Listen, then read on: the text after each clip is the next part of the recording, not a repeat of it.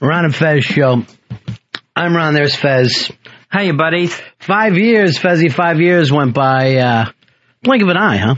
Yeah, I mean, it really does not seem like 5 years at all. Not even close to that. And watching some of the footage today of the memorials and the tributes, it seems almost like yesterday. Is that right for you? Yeah, I mean, I avoided watching like any of the specials leading up to this. Right. And really kind of saved it all for today to watch. And my goodness, it's amazing how you're right back there in that moment. You know, when I was watching some of the news programs this morning, I'm like, okay, some of the stuff they're starting to manipulate a little bit. But when they get to the part where it's the actual families and they're out there grieving and reading off the names, still heartbreaking stuff. 5 years goes by in a heartbeat for us, the way we're talking about it. But all those folks from 9/11 who lost parents, brothers, sisters, husbands, wives. It's just awful for them. When they had the family members reading the names, and you start to hear names, like you hear a name, and then you hear senior and junior together, like it was father and son who worked together with the fire department. Well, yeah, you have that kind of thing, and then even in the office buildings, you know how it is when you get a job. You try to get a friend in, you try to get a family member in. So all kinds of folks there lost not only one person, but multiple people in their family. Yeah, that's really when it hits me all over again. All right, 866 Ron Zero Fez. 866 Ron Zero Fez. It's so weird too when they go over everything here in New York, D.C., and then that Skankville, Pennsylvania, you know, just this one little farm town that's running stuff today also. Yeah, where you see everyone just all of a sudden gather in that empty field where it looks like there's still nothing there. I mean, I don't know if they put up a plaque or anything. I think there is no plans to put anything there. I think that's what they're trying to do, is just keep it the way it's always been. Although I was reading the story about it, people come from all over just to stand there and look at that field. Yeah, it's amazing the amount of flowers that you see showing up at these places. You know, when I was talking to some friends of mine about this, it's very weird with people when it comes to any kind of an anniversary thing, because people are like, you get the two things. One, we don't do enough. Everybody should be off from work and we should have flags out. And then the other side of that, the exact opposite of move on. Isn't it time that we move on and do something else? So no matter which way you go with a remembrance type thing, you're going to at least take half the people and think that you're being disrespectful with it. That was part of the confusion, I think, part of the emotional part of when 9/11 happened 5 years ago, where it was, all right, we have to go on with our lives, and they tried to make things as normal as possible, and you just knew everything wasn't going to be normal ever again. I don't know. I think things went back to normal. If I had to say, overall, is the country terribly different? I mean, we have this war on terror, which is really away from most of our normal life. I mean, other than the fact of if you're not flying, I think everything's pretty much returned to normal. I don't know. To me, I don't feel normal because there's still that uneasiness that always stays with me. What, the uneasiness of what? Of an attack could happen. Yeah. And I think, that's where I don't feel like I don't feel completely normal 5 years later. Right. Where I just think there's always, even if you're going through a normal day and even if you're having a good day, I think there's still a little piece that gnaws inside of you. So you really think about terrorists all the time? Oh, yeah, I think about it a lot. No. Yeah. Yeah, so, especially living in New York City, I think you're probably going to think about it more than across the rest of the country. But, I think terrorism a lot and wonder what's going to happen next. Earl, what about you? Do you think about it a lot? No, not at all. I mean, and you're talking to someone who rides the subway every day, right, which is a prime target. I don't really think of it. I thought about it today coming in because it was so eerie that the weather was almost the exact same way it was 5 years ago. And coming in, I just thought that was the first time I was like, wow, I'm getting on a train and it happened on this day. That was the first time in a long time I felt really self-conscious about getting on the subway. You know what is really weird about this? I just thought of this now. 9/11 was like the first night you started to work with us at all, Earl, because you stepped in because some of our producers couldn't come in to the city. And that was like, I mean, we had known you before then, but that's the first time that you had kind of worked with the show as a part of the show.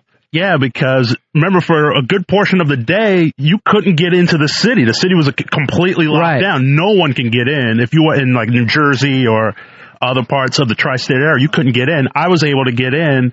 Yeah, I think that was the first night we like worked together. Right. And you worked with us. The Hawk walked in from Queens. He walked over the bridge, the Queensboro Bridge, while everybody's going the other direction.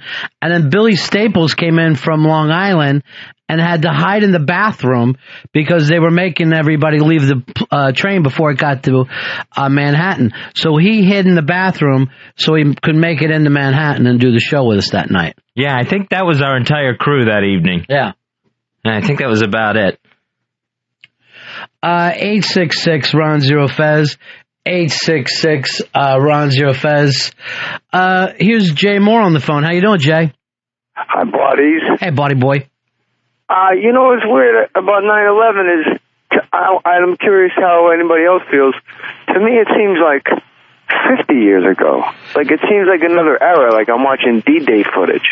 You know, it's almost like it's both. It's like, to me, it's far enough away because I don't have when Fez said that life had changed, I used to feel like, no, things will never go back to being normal. And then I think pretty much everything went oddly back to normal. But watching the people talking on TV today, the family members, reminds me very much of that really long depression that went on for a long, long time. Just this sadness, especially here in the city, because the funerals went on for, months at a time. The funerals went on, and of course, the World Trade Center Ground Zero burning for so long. That plume of smoke was there for weeks and weeks. Yeah, that's what I remember. I came into the city like in early December, and I went down to Little Italy to eat, and it just smelled like a house fire. Right. Yeah, that's true. And then remember how dead Little Italy would be and Tribeca would be completely quiet at night? Yeah, Joey Paisano I had to talk him off the ledge. You kidding me? Yeah, it's true. I go, hey, it's terrible about 9/11. He goes, I know, my dinners are down 40%. Yeah, I know. Everybody was that way. I remember we used to put together these bar crawls so that we could take people down and just hit a couple of different places for drinks just to try to keep some of those people propped up because everything went away. Everything went away for those businesses, and like no one was going to take care of them. It's a fucking shame, man. Well, I say next California, Jay. I mean, it seems like LA gets away with a lot. Next is going to be Vegas. That's where the money is. Yeah. But that's what the Iraq war is for, is to move the target off of us, and we keep everyone occupied over there. The Iraq war, don't make any illusions. All it's doing, it's keeping 3,000 American lives. What we got for that price is we're keeping people with dynamite strapped to them from walking into Harrah's. All right, my man. Talk to you later. Hey, I'll see you tonight. See it. 866 Ron Zero Fez. 866 Ron Zero Fez. Ray, you're on Ron Fez. Hey, Ron, I'm kind of curious. I'm from Indy, so I don't kind of know where you're located. Were you guys close to the building? And at what time did it happen? What did you guys go through? Well, first of all, to go through the actual details, I don't like to do because some people did, real heroic things that day. A lot of times you have to deal with each person's little thing. But yeah, we're only a couple of miles away from there, and we were working in New York City. Did you feel it? Did you feel it? No, I didn't feel it, but I did that morning what a lot of people had to do, and that's run for kids. I had to go to a couple of different schools and pull my kids out of there. And overall, it was an incredibly, strange day to be a part of. And then when we went in and did the show at night, we've been doing comedy radio for a long time, particularly, I think, after it got dark. We ended up taking a lot of calls from a lot of folks that were either looking for people or a lot of people that were just on the edge over the whole situation. So a lot of times when we talk about 9/11, very rarely do people's memories really go back to that one day. It's really like a 4 or 5 month span that people have where everybody just about was pretty much on the edge. We had nights of shows where that was all the phone calls were. People still looking for, for their loved ones and stuff. So yeah, it was very odd, and the fact that it was at night and people just didn't know what to do too at that point. Well, I'll tell you a guy who came up with something to do, and it's another friend that we basically made at that time is our good buddy Hard Rock Johnny, and somewhere in the middle of that with everybody going down and working on that, Johnny got into his mind of we got to feed these guys, so he started to put together a food crew, and we went on the air and asked for different foods for people so Johnny could prepare these meals. And it was kind of cool for people to have something to do at that time, and that kind of got the whole thing started where people going, all right, now we need shovels down here, we need boots down here, and it gave everybody in the area something to do. Here's our buddy Hard Rock Johnny. How you doing, Johnny? Hello, boys. Yeah. How are you? Yeah. We're going to have to call today. Sure. You put it perfectly. People were looking for something to do, and we just kind of helped them occupy that time. We had people on a Saturday morning at 7 a.m. We had 150 people waiting to make sandwiches. Yeah, it was amazing. And you guys are a big part of it. Well, here's the thing, too, when Johnny was going, yeah, we need some bread. Oh, and then he'd call back, okay, no more bread. Right. This is starting to, I'm going to have to make it into toast. That's when you went into work boots and work gloves. Yeah, it was amazing, but when they would put out that they needed something, and we would call you guys, and you'd put it out. I mean, we had someone come in, they're looking for Nomex suits, and, okay, we have them over there, and, they need the little booties for the dogs, and we had those over there. People were just dropping things off, because they knew where we were, and you guys helped us get the message out, and, again, it was just people looking for something to do. Johnny, does it feel like 5 years to you, or? I kind of, yes and no. It feels like it was yesterday at some points. Yeah. But some points it seems so far removed. I went to the Giant game last night, and they did, Rudy Giuliani was there. So, that sentiment starts to come again, and they did the flyover with the helicopters, and everyone's chanting USA, USA. And for some reason, I was looking for the Iron Sheik. Like, it was weird, like, it seemed more like a wrestling kind of a thing where it was different than the patriotic thing that it was 5 years ago. Yeah. People remember it, and it almost, I don't want to call it window dressing. Right. People were still, they were giving out flags at the game. So I think that, the distance that it is away, it seems far, but you just got to try to kind of keep it in the front of the mind. That's why I said to Fez earlier, to me, it feels like everything went back to normal. Everybody would have whatever they were going to do, and then you think to yourself, I'm going to kind of live my life differently. I know one of the things I thought to myself is I'm going to, live each moment a little more. Right. It shows me. And then sooner or later, you would eventually go back to just the way that you were before. Yeah, I drive into the city every day from New Jersey, and it was amazing. Everyone was courteous and nice, and now it's back to get out of my fucking way, get out of the crosswalk. I'm trying to drive here, and right. People, and I think everybody has pretty much done that same thing. But at the same time, as long as you take a little bit of time and remember it and keep it in your mind, and it's not gonna, it won't go away. It's all how everybody individually is gonna remember it. All right, Johnny. Talk to you later, Thanks, buddy. Boys. See ya. Thanks, Hard Rock. 866-RON-0-FEZ, 866-RON-0-FEZ. I wondered, like Hard Rock Johnny was talking about what they did at the Giants-Colts game last night. Nice, and every game around the league yesterday was trying to do something. And I wondered if, I believe all the sentiment is still there. I mean, I don't think anyone's grown callous to 9/11, but some of those things did seem like it was trying to recreate the original 9/11 moment. I don't know what you mean. Where that first Sunday when they did have games after 9/11, yeah, where it was kind of like where they were trying to bring back that raw emotion of that day. See, early on with all the flag waving, I'm one of the people who backed away from that. I never got comfortable with it's all a pep rally and USA and we're number one. To me, that's the same kind of thinking that starts all this shit, that our side's better than your side. It's the exact opposite of thinking. It's just fucking reacting and chanting. So even very early on, when a lot of people were like, but I understood it, like I didn't start ball busting people. Right. I know Billy Staples brought a flag down and he felt better, hanging a flag out our window and wrapping it around it and checking people to see if they were wearing red, white, and blue like it was, I understand some people need whatever they need, but I don't get that in the same. I don't know what that had to do with the attack on America and actually what happened to all those families. Yeah, and the flags were around for a while. They didn't last long, but you would see whole neighborhoods draped in flags, up and down the street on every car and stuff. That didn't seem to last as long as I thought it would last. Well, again, it's because we didn't fight the Nazis afterwards. Right. You know what I'm saying? Like, if you would have looked at, like, Pearl Harbor being 9/11, the war would have already been over by now. Right, yeah. 5 years later. What's that? 5 years later. Right. So in that time, you could have revved up. But all the people who felt whatever they felt at 9/11, there was no next step to that.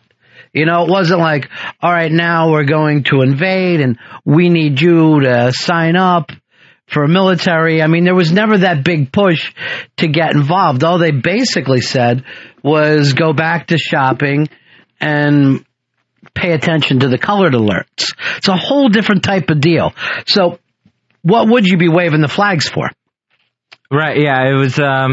I guess it was the one thing where everybody could feel, like, I think it went back to that thing of what can I possibly do, to help, people across the country far away. I can't do anything to help and feel helpless, so I'll wave this flag. Yeah, well, you're not helping, so you're going to figure that out.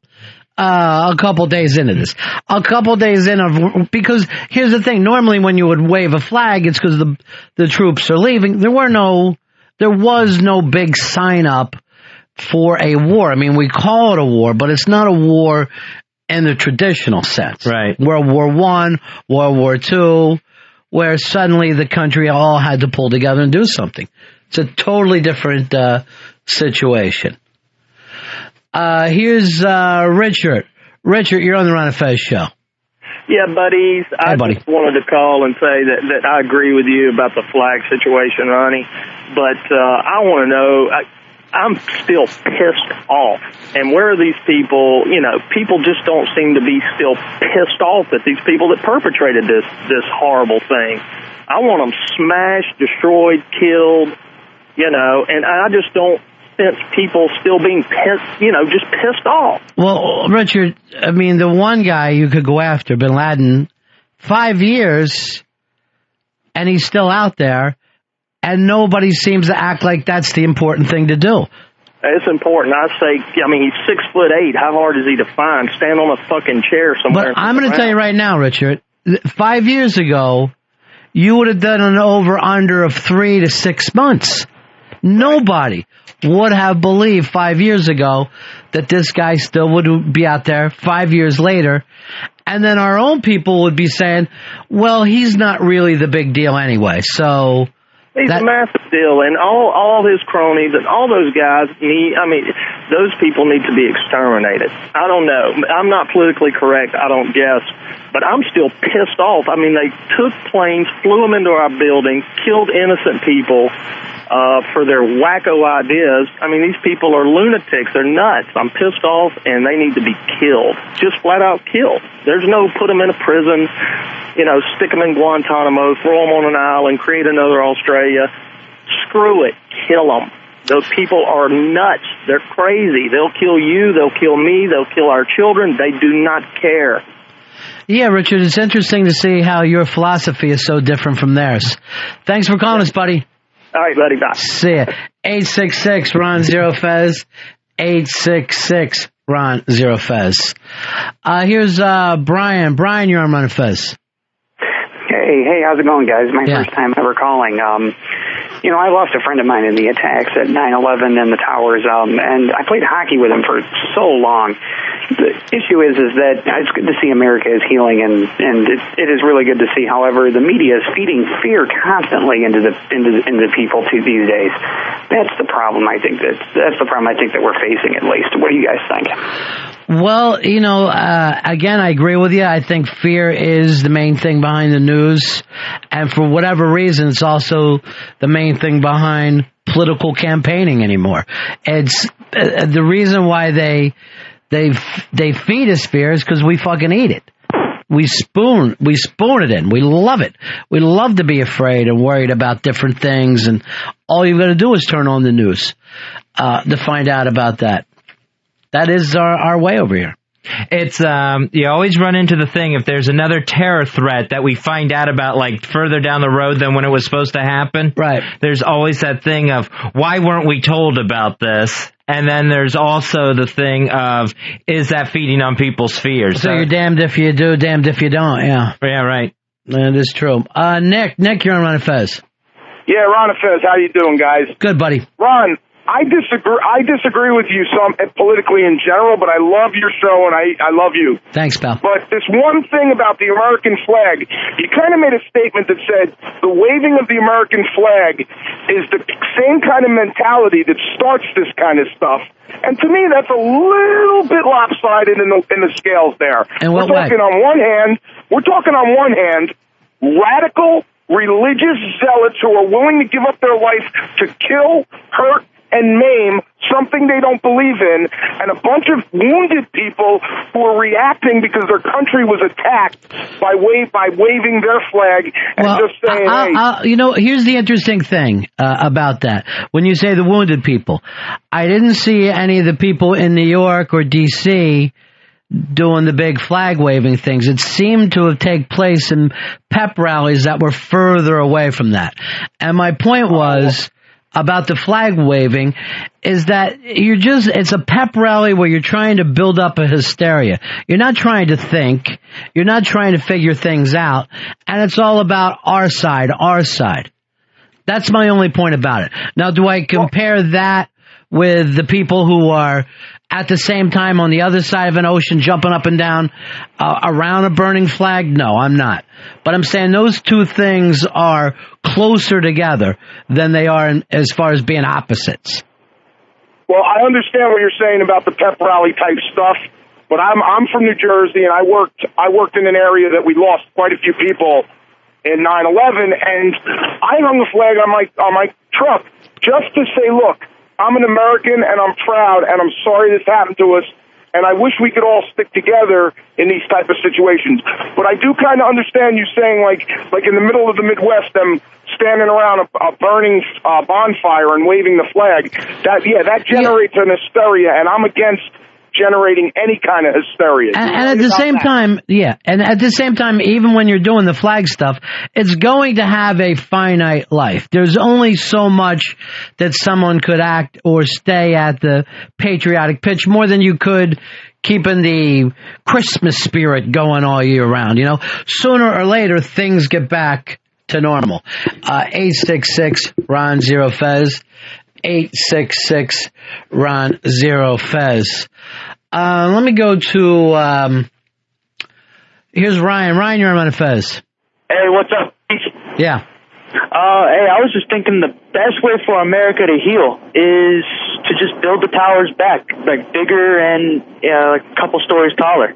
I mean, just to really just say fuck you to, the terrorists. See, Fez, things haven't changed that much from 9/11. There's still the same phone calls. That's absolutely true. I always thought that too. Just put the towers right back up as fast as you can and as big as you can.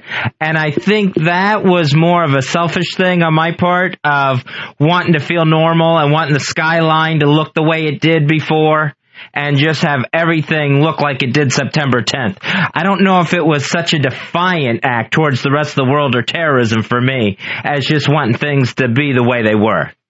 Right. So I think that's why I thought, let's get those Twin Towers back up. Well, yeah. I mean, and it was a philosophy. The thing is, it's a privately owned business. You know what I'm saying? And they have to worry about being a target. They got to worry about getting people back in to whatever building they eventually build there. Here we are 5 years later, and it is still a big pit. In 5 years, we haven't got to... are they doing any work at all now, Earl? I think they finally broke ground on the Freedom Tower, and they're still having a lot of problems just getting businesses to commit to going back there, too.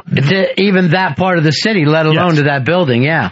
They just now this week unveiled the other 3 buildings that'll be around the Freedom Tower once the World Trade Center area is all rebuilt. And don't take any of that stuff as being definite, because it's still caught up in all kinds of legal stuff. So we've heard it before. They want to have some kind of train station there that they're putting together, and Lord knows if any of it will get done or how long it's going to take. Yeah, it's changed so many times since the original plans even that people started having for the World Trade Center site. Here's Bob. Bob, you're on Fez. Hey, buddies, what's going on? Hey, buddy boy. Hey, I just think they need to bring that media out, because if you look at it, you know, every time you hear like a bombing going on, there's 15, 16 people killed. Well, those people over there are not stupid. I mean, where do you think they get their information from? From their intelligence and from watching the news. I mean, I'm surprised that they don't even know, you know, where all the bases are over there. I don't understand what your point is. I mean, the media should be out completely. There should be no media over there. Over where? Over in where they're fighting. All right, are you talking about Iraq? Yes. Okay, thank you very much. No media in Iraq. All right, I'll write that one down. 866-RUN-0-FEZ. 866-RUN-0-FEZ. We got into talking about the 9/11 thing since it is all over the news. Fezzy, I don't know whether you saw... It looked like Matt Lauer and George W. Bush were going toe-to-toe today, where it looked like Bush was actually putting his hands on him. I didn't see any of the interview. I did see a promo that Matt Lauer was going to interview President Bush, have his interview, and they were so oddly close to each other standing up. The president was being a very close talker. It was very weird looking. Well, it was a very aggressive thing. It went into Zarqawi and how he's been treated.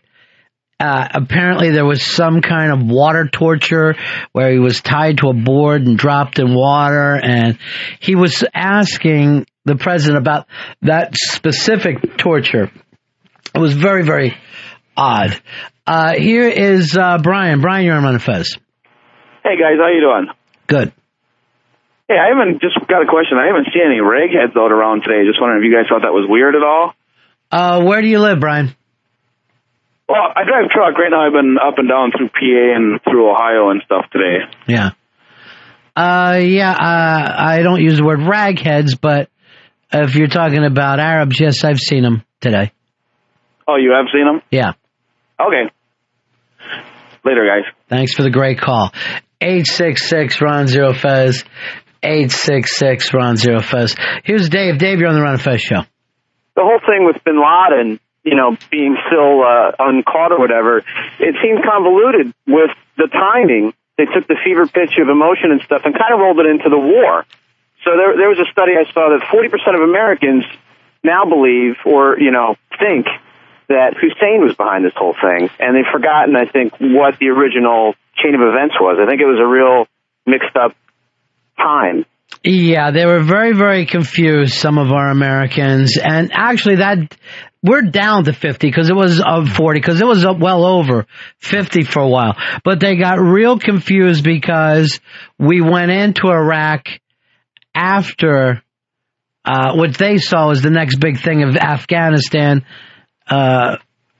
and then into Iraq. So they thought naturally it had something to do with 9/11. And if it was a Middle Eastern country, there must be Al-Qaeda ties. And oddly enough, one of the 40% is the Vice President of the United States. So you can see how people would get confused with this. They just had a Senate committee, Intelligence Committee report come out that said that, again, that Iraq had nothing to do with the 9/11 attacks. And al-Zakari, when he was in Iraq, Saddam was trying to capture him as much as anyone else because he didn't want another influence in his own country. You know, you get these news stories, and all it does is it's like a blizzard of news anymore, isn't it? Yeah. It's a blizzard of news that you have to keep up with. So if we pay attention to this Intelligence Committee report, we overthrew one of our allies. Oops. Rich, you're on Run Fez. Hey guys, there's been a lot of polls out this week asking people if they feel safer after 5 years, and a lot of people, especially women, are saying no they aren't. Just want to know what you guys thought. Well, the reality of it is how whether you feel safer or not is really up to the individual. Fez says he doesn't feel safe. Earl says he does feel safe. They both take the same train into work. They work in the same building. It's just one feels safe and the other isn't. What we do know is that these guys only seem to be able to pull off something once a decade right about now. Yeah. I would have thought we would have had another attack by now. That should make me feel safer. Mm-hmm. And not that I was hoping for one, or I was just kind of expecting another one by now. Well, you were expecting one on September 12th, and then September 13th, and then, we think they're going to do something around Christmas. We think they're going to do something for the Super Bowl. I mean, it went on for a long time where pretty much and everybody forgets. Everybody forgets for that first 6 months, everyone was fucking wired. Everybody had their head on a swivel. And then little by little, you go back to leading a normal life. The feeling was, once they went this far to attack the Pentagon and the Twin Towers, and you would think, why would they stop once they started? Here's Scott. Scott, you're on Run Fest. Hey, gentlemen, how's it going today? I'd just like to say that I think that everybody, it seems that they're forcing this issue. Like last night at the Giants game, you saw all the NY hats. None of those guys were even a part of New York back then. You know, Coughlin and Eli, they were wearing the hats on the sideline, and they weren't even a part of it. It just seems like they're forcing it instead of letting the real emotion of the whole situation be out there instead. Well, you know, those hats went all around the country for a while, too, where everybody was wearing the NYPD hat and the fire department hat. And again, I don't know what it is about merchandising, why everybody thinks that... I said, because you're wearing a hat, you're wearing a shirt, I didn't even notice. Oh, no, this was a shirt that someone gave us. I didn't realize. Yeah. But everybody wants to belong to something for somehow today. And I don't take that away. If that's what the person needs to feel involved, you know, this. And I said the same thing about the flag. I never went up to anybody and acted like your flag waving isn't helping. You know, Billy would do it constantly. He went down, Billy Staples, and we should get a hold of Billy today. Give him a call, Earl. Billy went down to Midtown and came back with the I Heart New York shirts that only tourists wear, and tried to give me one, Fez one, so we could all wear them all the time. And then I think it kind of got to him that we wouldn't put them on immediately for him. Well, I mean, everybody's a little different. What everybody needs is a little bit different. Ronnie, you're on Run Fez. Yeah, I remember when it happened. I just couldn't fathom that many people had died. Like, I was thinking in my head, like, oh my God, it must have been really hard to get all those people out of there before those towers collapsed. You know, I couldn't even imagine that many people had died, like, for hours, until it hit me like, wait a minute, you know, there's no way all these people died. It was just so vast. It was just hard to soak in for hours and hours, you know. And I had a friend of mine from the Marines that was working there too, and he died. It was just hard to fathom that, you know, that many people had lost their lives that morning. You know, I heard this. What time of day it was, you know. Yeah, thanks for calling, my friend. I heard this, I believe, on the Today Show. And then I thought the figure cannot be correct. But 1 in 5 Americans knows somebody who died that day. Really? Yeah. That seems like an awful lot, especially when it's not quite 3,000 people altogether. Right. Yeah, that seems like really high odds. Now, I do. Did you know anybody who died that day? I know someone who lost a cousin in the World Trade Center. Maybe that's the connection. Maybe somebody has a connection like this 2nd degree, 2 degrees. Yeah, that's as close as I get to actually knowing someone that was lost that day. Very, very bizarre figure for them to throw out. But again, you never know what the news is doing anymore. Yeah, I mean, like I have friends and family friends, they lost fire. I mean, they're like my really good friend of my mom's, her cousin was a firefighter, lost his life that day. Right. There seemed to be just this crazy connections. Like everybody seemed to know somebody who was directly involved with that. But I mean, there was such everybody knew somebody who worked in that building. These buildings, and they're side by side, you just, unless you would ever see them, could believe how enormous these are.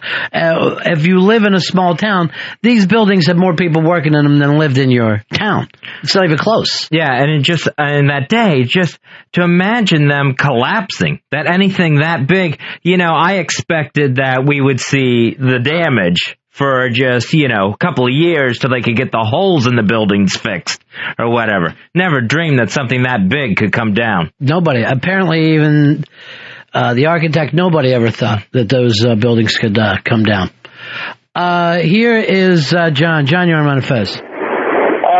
Guys, for the first couple of years, I couldn't really feel normal. But then you guys hit the airwaves on XM satellite radio, and everything got back to normal. And the one thing that I really appreciate is that you guys keep us laughing all the time, and I hope you can keep doing that. And that's it. See you later, buddy. 866-RON-0-FEZ, 866-766-0339. Here's Luke. Luke, you're on Fez. Hey, buddies. What's going on? Hey, man, you made a comment about after 9/11, there wasn't really, everybody was told just kind of to go back to shopping, and there wasn't really a big push for, like, the military or anything like that. It might not have been necessarily advertised, but I know, like, enlistment rates right after September 11th were, like, record-breaking enlistment rates.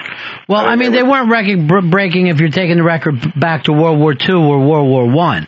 Well, not necessarily on that scale, but there's... Yeah, so that wouldn't be record-breaking. But the thing is, the Army did not want to have a big, gigantic army the way they did during World War II. That if they would have said, we want to send 800,000 people into, the Mideast, I don't think they would have a problem doing it. I think people would have showed up. They just no longer wanted that large army. That's what I meant. I didn't mean that the American people turned their back on it, but there wasn't a push for the military the way there was during World War II.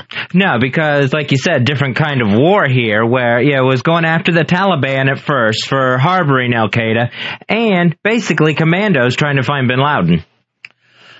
Chris, you're on Fez. Me? I guess. Okay, I thought those were the ugliest damn buildings in the country, and I'm glad they're down. Now, you're just saying on aesthetic level? Yeah, aesthetically, they were just mirrors and steel. I mean, those were just pretty damn ugly. Right. And what about people? Did you actually... Oh, I'm sorry, the people got killed. Yeah. But, I mean, aesthetically, those were like, why did that guy build that building? Right. They were never popular buildings. They were never compared with, and people forget that now and they go back with, I always love the towers. But they were never compared with the Chrysler Building or the Empire State Buildings, which are really gorgeous, beautiful buildings. And it was only after the fact of what happened that people started to like the buildings a lot more. Yeah, they had that real boxy, clean look of the 1970s architecture, where everything kind of had that look. We were talking about he worked with us then and came into the city, hiding in the bathroom on a train. Here's our buddy, Billy Staples. How you doing, Billy? Yeah. Well, how you doing, Ron? How you doing, Fez? 5 years. Yeah. Hard to believe, isn't it? Yeah, it is. We're still standing, and that's not. And this guy's an idiot. Who cares what the building looked like? It's not what it looked like, it's what it signified. It signified New York. You're a big fan of the building? Yeah, in the sense of when I went up there, it's, at the time, it put New York back where it belonged. it was, for a time, it was the tallest building in New York. Always should have had the top of the best of everything. And then they built the Sears Tower and whatever. But the buildings were, unique. They may not have maybe not have been the prettiest, but they were unique. 2 towers side by side. Never been done before. How you doing today, Billy? I've been up since 1:30 in the morning. Doing what? Nothing. I couldn't sleep, and I didn't want to watch TV because I still can't do that because I've become addicted. So I kind of just was doing some personal work and refusing to watch, TV, and then I waited for 8:46, and then, I've just been, I don't know, I've really been reflective. Yeah. Because I think back to 5 years ago, man, and it was a time we'll never see again. For people who who couldn't appreciate it, who've never been to Manhattan, if you ever seen the movie Vanilla Sky, the very beginning when Tom Cruise is walking through Times Square, and there's not a soul around. That's the way it was that night. Yeah, it was very, very odd, very, very eerie. I could look all the way down 8th Avenue, all the way down past the Port Authority, as far as you could see, and there wasn't even a soul out. The only people who were out who were doing anything were in the bars. Okay, yes, I did relapse on 9/11, and I don't use it as an excuse. I could very easily, but I'm not. But that was the only place that people were, was at a bar. I don't think anybody blames you for having a drink that night, Billy. No, well... All right, pal. But listen, I just want to say that if there was ever a night or a time in my life, that I had to spend it with, a night I'll never forget. I mean, I was very, very lucky to share with a couple of guys like you and all the callers from New York. Not to put down the rest of the country, but we weren't there. But to just be there for everybody, and like I said, spend it with you and with Hawk who made it in. It was a special evening, and I don't think it's hard to put into words, Ronnie, what went through, what happened that night. Yeah. It was a bonding. The whole city, the city became a living, breathing entity almost, where it became one. And everybody just called up with their pain, with their crying, and we cried with them, and we felt their pain, and all of them remember is keep the hope. They're going to find another body, and they just never did. All right, my friend. Listen, guys, I love you. God bless you for all of that, man. And God bless everybody who didn't make it, and God bless those who tried to help them. All right, my friend. Thanks, care. Billy. You too. Good luck, guys. All right, bye-bye. Billy Staples. We haven't talked to him in a while. 866-RON-0-FEZ. 866-RON-0-FEZ. Hey, John, you're on the Ron and Fez show. Hey, what's up, guys? Yeah. I just wanted to say to that Chris cunt that made that comment that I hope that fucking bitch gets AIDS, because that's a pretty fucked up thing to say. Here is Jeff. Jeff, you're on the Ron and Fez show. Hey, Ron, it was so weird. I'll never forget that night we had a class at a university, and they didn't cancel the class. It's just interesting. It's one of those days where you never forget where you were, and things that happen after it, you're like, in hindsight, you're thinking, why would they not just kind of stop everything and take it, seriously what was going on? But I live out west, and things it was business as usual to some degree, just really bizarre. Yeah, it is, distance always changes things. I remember, I think it was Mick Jagger who was like, yeah, come on, let's go. I got an album coming out. He said something along the lines of he couldn't get anybody his record label, and everybody got mad at him because he was in England or whatever, didn't get the full effect of what was happening here. And I mean, we're guilty of that all the time. Our lives go on when a tsunami happens. Right. We don't drop everything that we're doing. Yeah, everything went on even after Katrina. Yeah, that's right, in our own country. Yeah, I mean, the whole country didn't shut down then. Or even look over at them. Yeah, basically tried to ignore that one. Here's John. John, you're on Manifest. Hey, I've admitted to you before you ragged on me, but I have an admittedly ignorant dislike for New York. But that stupid non-gender Chris, to say that whoever she was glad the buildings were down is just for the goofy patriotic, but completely. I'm speechless. It was just completely ignorant and ridiculous. They need to be shot in the fucking head. Well, thanks. I think you're finding out what today's all about. 866-RON-0-FEZ. 866-RON-0-FEZ. Dawn, you're on Manifest. Yeah, I was going to say, how weird was it for you guys to switch gears like that? Because that's not the kind of show that y'all do. Y'all aren't a serious show. And then to have something like 9/11 happen, you can't really do what you do anymore. Well, the reality of it, too, Dawn, is like we weren't sure whether we would ever do what we would do anymore. It's like it really was a feeling. And I think a lot of people had this with their jobs, but can I ever go back to what I used to do? Because suddenly, after that day, everything felt very, very strange. And I remember Letterman, when he did his show, basically just went up and went, I'm not sure whether we're going to, do this. So how long did it take before things got back to normal for y'all, before you were like back into the groove and doing what you normally did? It's really hard because it happened little by little. But, I know that we went by for weeks, I think, without doing any comedy at all. It was definitely weeks. I think the first thing that sort of went back to a normal radio show is commercials started playing again, because we were on commercial radio at the time. How long was that? Earl, do you remember? I thought that was like 4 days later. I thought it was much longer. I thought it was like a week and a half. Yeah, I think it was much longer. I know the first week, we went the first week alone with no commercial time.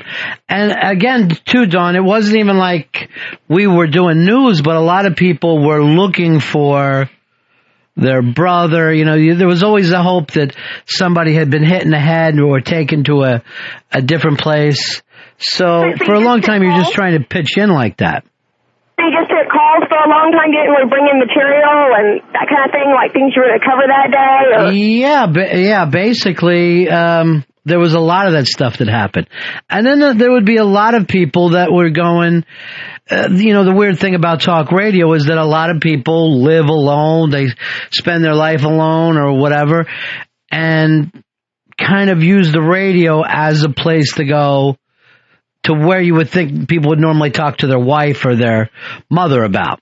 I just remember the shows went in various stages. Like the first set of calls for a couple of days was, I couldn't believe this was happening.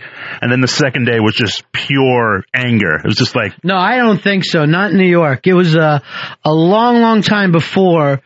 I think the anger thing started in the rest of the country long before it got here. Because I remember the thing that you were talking about with the big pep rallies taking place at the stadiums was like 2 weeks later, right? Right, yeah. And that just seemed totally foreign to me at the time. And that was, again, Fez, 2 weeks away before we had a football game. So it was that started the weirdness that became the songs Put a Boot in Your Ass. That all seemed like it took a place far away from what my experience was here. Thank you very much. All right, thanks, guys. Don, we'll talk to you later. 866-RON-0-FEZ. 866-RON-0-FEZ. Hey, Rob, you're on Ron and Fez. How's it going today, guys? I love you guys. Thanks, man. I just don't get it. I guess being from Canada, why after 5 years it just seems like you guys won't forget about it. The towers haven't been built. Nothing's been done at ground zero. And I maybe have to live there to really make it hit home or something. I'm not sure. I'm just not getting it. I don't understand what your question is or your point. Well, all the people, the states, like Hiroshima and Nagasaki, we seem to forget about all the innocent people that have been killed there for no reason, for war reasons, that they were all innocent. And I don't know, it just seems like a day of stroking the United States' ego. Or you get what I'm saying? I don't exactly get what you're saying. I mean, we still have Pearl Harbor Day and stuff like that took place, over 60 years ago. So, I mean, I'm sure you have days like that, days of remembrance in Canada, right? Yeah, we do, the World War II and all that, yeah. Right. So it would be the same type of thing. Yeah, well, maybe it's harder if you don't live in New York, that it doesn't hit home as much. Yeah, I mean, you're from a different country. I'm sure you probably could care. Yeah, well. And there was that poll last week where it said most Canadians blame the U.S. for the 9/11 attacks. They blame the U.S. foreign policy over the years as the leading cause of why this country was attacked on 9/11. I think about 57%, even more. The most was in Quebec, where it was 77% believe it was America's own fault for getting attacked. Yeah, no, personally, I don't really believe that, but you guys have done some you're not perfect. You've killed people. I don't know, the Hiroshima and all that. Recently? Yeah, recently we've killed people. Right. Well, that's all I got. All right, thanks for struggling with the thought for a moment, though. We enjoyed it. 866-RON-0-FEZ, 866-RON-0-FEZ. Where on you, Fez, are you on this? Because this is really down to every country in the world now thinks we're somewhat to blame. Yeah, I have trouble saying that even somewhat to blame, that America brought this on themselves. I think unless, something changes to find out why we got attacked, then I think another attack might be our fault.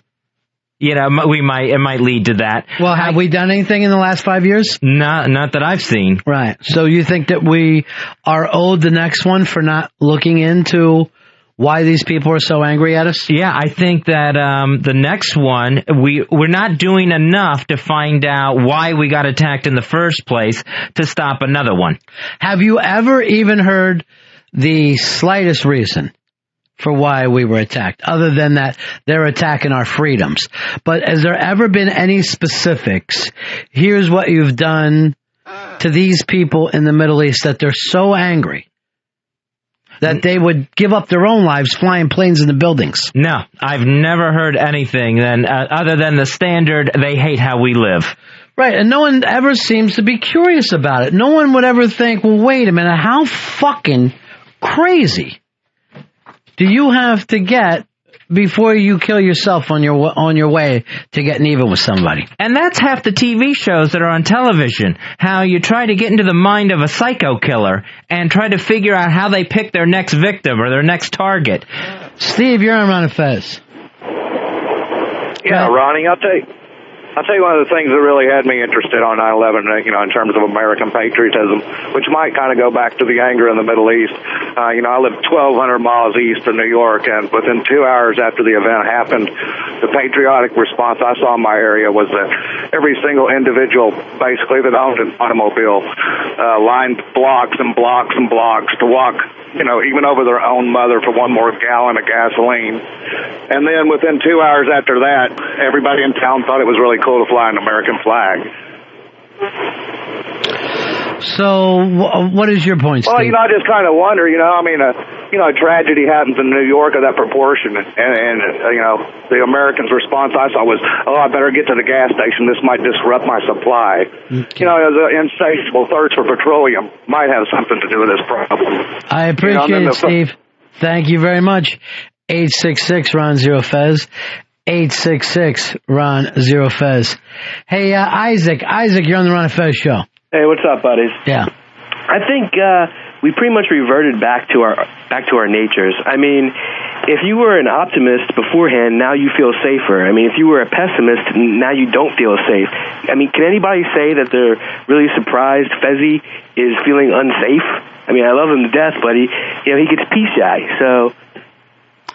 Yeah, I kind of understand what you're saying. I think everybody does more or less come back to what their natural way to be is.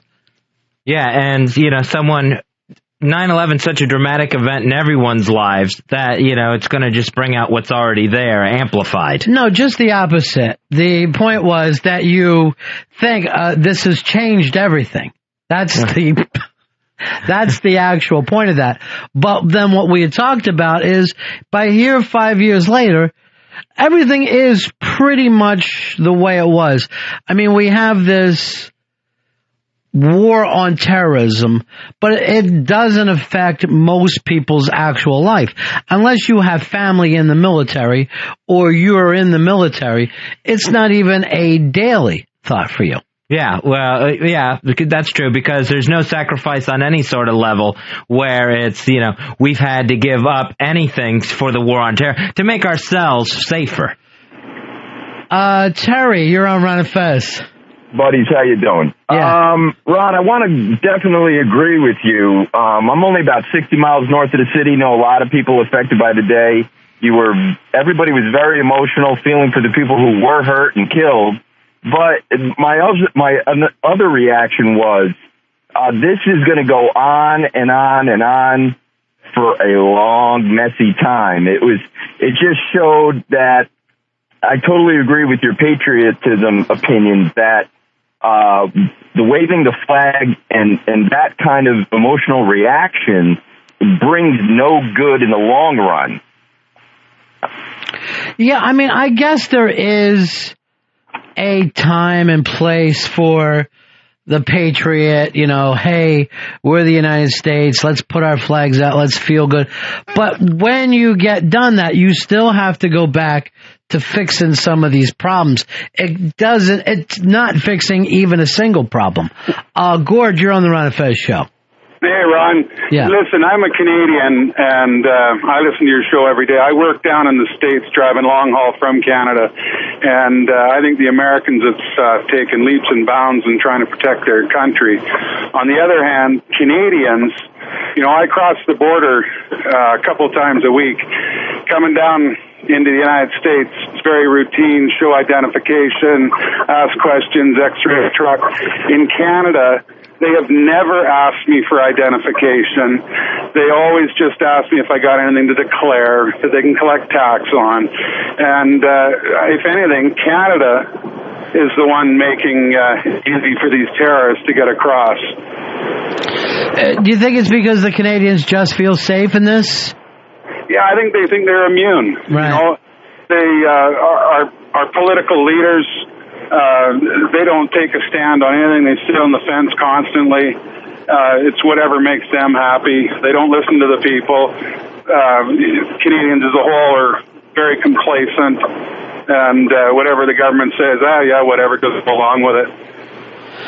But I don't think the Americans did anything to provoke such a horrific attack. Thank you very much for calling, my friend. 866-RON-0-FEZ, 866 Ron Zero Fez. Here's Jason. You're on Ron Fez. Hey, buddy. Hey, pal. Hey, I think the whole 9/11 thing with Osama bin Laden goes back to the Gulf War I. After they drove the Soviets out of Afghanistan, I know Osama bin Laden went to Saudi Arabia and went to the king and said, "Hey, listen, we'll protect you guys. We'll protect Kuwait." And they pretty much sent him packing.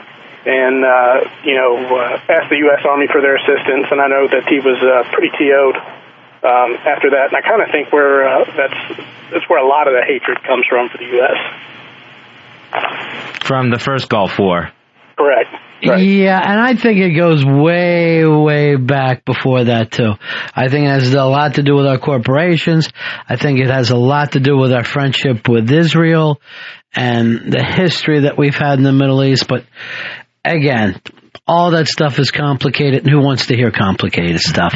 Why don't you just say they're after us because we're free, so they killed themselves on the way here. Because of our fast food and our malls. We'll take a break. Back in a few moments. It's the Ron and Fez Show. Ron and Fez, XM 202. It's the Ron and Fez Show. 5 years since 9/11. Never expected that. Seems like it went amazingly fast to me, Fez. Yeah, very, very quickly. Yeah, totally. It seemed it's still very fresh today. Here is it's just right there for you, huh? It's right there on the edge. Here's Dennis. Dennis, you're on the Ron and Fez show. Hey, buddies. Hey, pal. Hey, you kind of touched on it a bit just before the break there, and I believe that majority of people are completely oblivious to what's going on over in the Middle East and who our governments are pissing off over there. Mm-hmm. So when that attack happened, it took a lot of people completely by surprise. They didn't expect it at all. If it would have happened, let's say halfway through World War II, the Germans somehow attacked, it would have been, all right. Yeah, I guess we kind of expected that, but you know, this one, yeah. Even at the same time, I don't always think that it's the government. It could be large corporations that, absolutely. When you're in a third world country and I'm not going to name any corporation, but those people just see you as America. You know, if you've got everybody over there working for 25 cents a day, for 12 hours a day, at some point there's those fucking Americans, and then they know no more than that. So yeah, I can understand that our name can be kind of bad out there, and we are the rich kids. We're the cool kids we got Jaguars on our 16th birthday. Of course, the rest of the world is going to hate us a little bit. And they're going to strike back any way they know how. Excellent point. All right, thank you very much, Dennis. Talk to you later, buddy. Here is Mike. Mike, you're on Manifest. Hey, what's going on, guys? Hey, buddy. Hey, just want to let you guys know, man, there's still people dying today from 5 years ago, man. My buddy Jimmy Zadroga was a detective in Manhattan South. Mm-hmm. He died in January from mercury on the brain and black lung disease from the cleanup efforts. So it ain't just a 5-year thing, man. It's going to be down the road. There's a lot of people sick, man, and they need some help. You know something, Mike, and I don't know all the details of that, but I know Bloomberg was saying today that he's suspect of that stuff. And he can be suspect all he wants because New York don't want to write the paycheck with the pensions and all that deal. That's what that's about. But there's a lot of people who are sick out there. When Christine Todd Whitman said it was okay to go down there, and everybody said, okay, let's go, and it turns out it wasn't okay. Yeah, and when you were down there, I mean, Earl brought this up earlier, too. The smell was just horrendous, and it stayed that way for a long time. But at 34 years of age, and you got black lung disease and mercury on the brain, that just doesn't happen overnight. I got to agree with you, my friend. Thanks so much. All right, just let everybody know it's not over yet, baby. And thanks, and I'm sorry for your loss, my friend. Here is Keith. Keith, you're on the Ron and Fez show. Hey, boys, how you doing today? Yeah. First off, I want to give my condolences to your city and your nation today. Thank you. Second off, I'd like to comment against that prick from Canada who's saying you guys are milking this and deserve what you guys get. Well, I'd like to say thank you for doing what you do. It enables me to have the freedom that I have. You mean us as America? Oh, you as Americans, yes. Yeah. Whether it be your military, I know a lot of people get on your government, but because of your guys' military mobilization, I can live a fairly peaceful existence in Canada with a bunch of ignorant assholes. The whole thing, it's so complex. It's never really, black or white. I mean, we talked about the thing of, I'm sure we've done things to piss people off around the world. At the same time, the second you pick up a gun against us, I think we ought to drop those people. Just boom. It's got to fucking happen that quick. So again, I'm not 100%. I think that we should behave as cool as possible. But even when we don't think you're going to come over here and fucking bomb shit. It can't roll that way. It can't go down that way. And again, I don't think that most people take on that. I don't think we've ever had the national debate in the last 5 years. Of why we were attacked. And not only why we were attacked, but what we're going to do about it, what's the best way through it. Occasionally, even when some of the neocons talk, I think that could work. But have we went into it 100%? Have we went into that rebuilding the Middle East 100%? I don't think so. Or we would have had more troops show up. And you see angry young Middle Easterners, Arab people, that are screaming things out against this country. So you see that it's not going away. The problem of the Mideast hating the U.S. isn't going away like in the next generation or the generation after that. Christian, you're on Manifest. Hey, guys, 13668. Hey, buddy. Hooah! All right, guys. I'm a college student down at Rutgers, and just the way people just have been debating this, like not even debates, they're just emphatically saying, "Oh, we got what we deserved. 9/11 happened because we're a bunch of tyrannical assholes." That's not even that has absolutely nothing to do with anything. And the fact is, like, these people out there, they're inspired by God. This is an armed political cultural movement that's just built upon zealous hate. They want to kill us, like, only because it's not because, like, some 16-year-old girl got a Jaguar for her birthday or whatever. They just hate the fact is that we're not Muslims. And they have the audacity to say it's convert or die, but you can convert, but we're still going to kill you. Is it that simple? Just the fact that we're a different religion that brings on that much hate? They're the ones who are walking around with 1,000-year-old beef on their shoulders, talking about anger from the Crusades. The United States wasn't even around in the 1100s.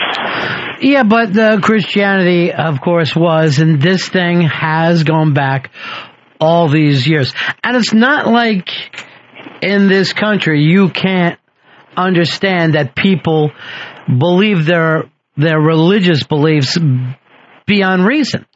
We fucking do that in this country. Well, the thing is, they're the ones who are taking it. It's an oligarchy. It's like you be with us or die. Yeah. And so what's your solution, Christian? How would you get us out of this one? We're in this. We're in it to fight. We're in it to win, and so be it. Like, this is, Fez just said it right. This is not going to be a couple of generations. Oh, everything's going to be hunky-dory. I'm going to disagree with you right here, Christian. I don't think we are in it to win, or why wouldn't we have sent more troops? All right, that one I'm going to agree with. What Colin Powell said, about a year and a half ago, when he said, "Oh, this is what Bush is doing wrong." He was right when he said we didn't send enough troops in. Like in the same breath, a lot of what the administration is doing was, to a certain extent, trying to appease the risk management, the liberal, a little bit the further left area. And so far, the red tape and bureaucracy has, in some cases, put our hands behind our back, similar to that of Vietnam. I disagree. I think that we had given a full check, go in there. The Democrats fucking wrote off on it. And I just think if they really believed in it... I disagree. I have to disagree with you, like hands over feet there. Well, no, they all fucking signed off on it. A large majority of the Democrats signed off on that fucking war. And they did not go in and just completely take over. It's not that I've always been against that war from the beginning, but I am kind of curious that they didn't go for it more once they did it. And in the weeks and months after 9/11, I mean, there was world support there. Yeah, but we're talking about Iraq now. Yeah. Then the Iraq thing, why didn't we send more troops if we really thought that was the way to go? I don't think the world supported the attack on Iraq. Oh, no, not even close. Sean, you're on Manifest. Hey, buddies. Hey, just wanted to say thanks for doing what you're doing today. This is allowing people to talk like this it's definitely a little bit of a change from your show, but I think it helps a lot more than all the news coverage just simply rehashing old events. But I wanted to talk about a guy about 45 minutes ago. I live in Manhattan, Kansas, and I know it's far removed, but he made a comment basically stating that, if you wore a shirt or you did this or that, you had no right to do it because you weren't from New York. I wasn't there that day. I was sitting there at work watching it. The one thing that hit me on that day that made me remember this forever was, and no one ever talks about this, but after the towers went down, when the cameras went in, you could hear those high-pitched whistles, and those high-pitched whistles were the locators that were on the firefighters that had fallen. And I guess they go off. That sound and hearing what that was when they talked about that on, I believe, CNN, that killed part of me that day. I live all the way across America from you guys, but that killed part of me. And I went out about a week later or so. I got an FDNY tattoo with the date on it. I've been questioned by people time and time again over the past 5 years. Did I lose a relative or that in there? And I said, no. I lost a little piece of me, but this tattoo is to remind me, no matter what happens in life, that there are people out there who will step into the bowels of hell and do whatever it takes to do their job and help people. It reminds me that regardless of how sad and crappy and shitty our country or the world looks at the time, there are people out there who still have courage. So just to that guy, we are far away, but it did hit us. And I wasn't in the gas lines. I wasn't doing all that. I was sitting there. I heard that sound, and that's when every bit of that hit home for me. Thanks a lot, buddy. Thank you very much, my friend. And especially thanks for the ink. Yeah, that one probably a little bit more meaningful to him than any sort of Lucky Boy tattoo. Lucky Boys also means something to quite a few people in and out of prison. All right, 866-RON-0-FEZ, 866-RON-0-FEZ. He was talking about those firefighters, how many of those guys called before they went into the building, called either their girlfriends, their wives, their parents, and said, it doesn't look like I'm going to make it home, but I'm going in. I can't fathom the code that somebody can live by. The absolute code and belief in something bigger than yourself that you could roll into that building that day. Yeah, because it goes beyond courage, where it's just in the hard wiring of the person. So much more than courage than just a duty. And this is my job, and I do my job. Well, I think they're doing the right thing. I think they're saying, I've taken a life. It's not just a job, but a lifestyle that says I'm going to help people no matter what. And when I read those stories, it just absolutely blows me away. And after 9/11 in New York, I cannot tell you what it was like to go past any of the fire departments, because the entire country, really the world, had been sending them stuff. There was pictures up. It seemed like every firehouse in town had lost somebody, and the pictures were up. It was heartbreaking for a long, long time in the city to see that. They would be covered with stuff that kids had sent from all over the country. I guess the schools had them drawing pictures. And it was just an amazing, amazing thing to see. And I'll never forget those guys, man. I'll never forget those guys for the rest of my life. And so sad how many firehouses, when they started putting the pictures of the guys they lost outside, and you would just see row after row of pictures and photos where it seemed like this firehouse lost just about everybody, almost wiped out. Here's Jim. Jim, you're on Manifest. Yeah, I'm from the Midwest. Never been near New York. But what I want to say is how that affected me personally, in the fact that someone had called me in the morning and said, you got to look at the TV. And I was just horrified and shocked from the whole thing. Well, I had to go to work.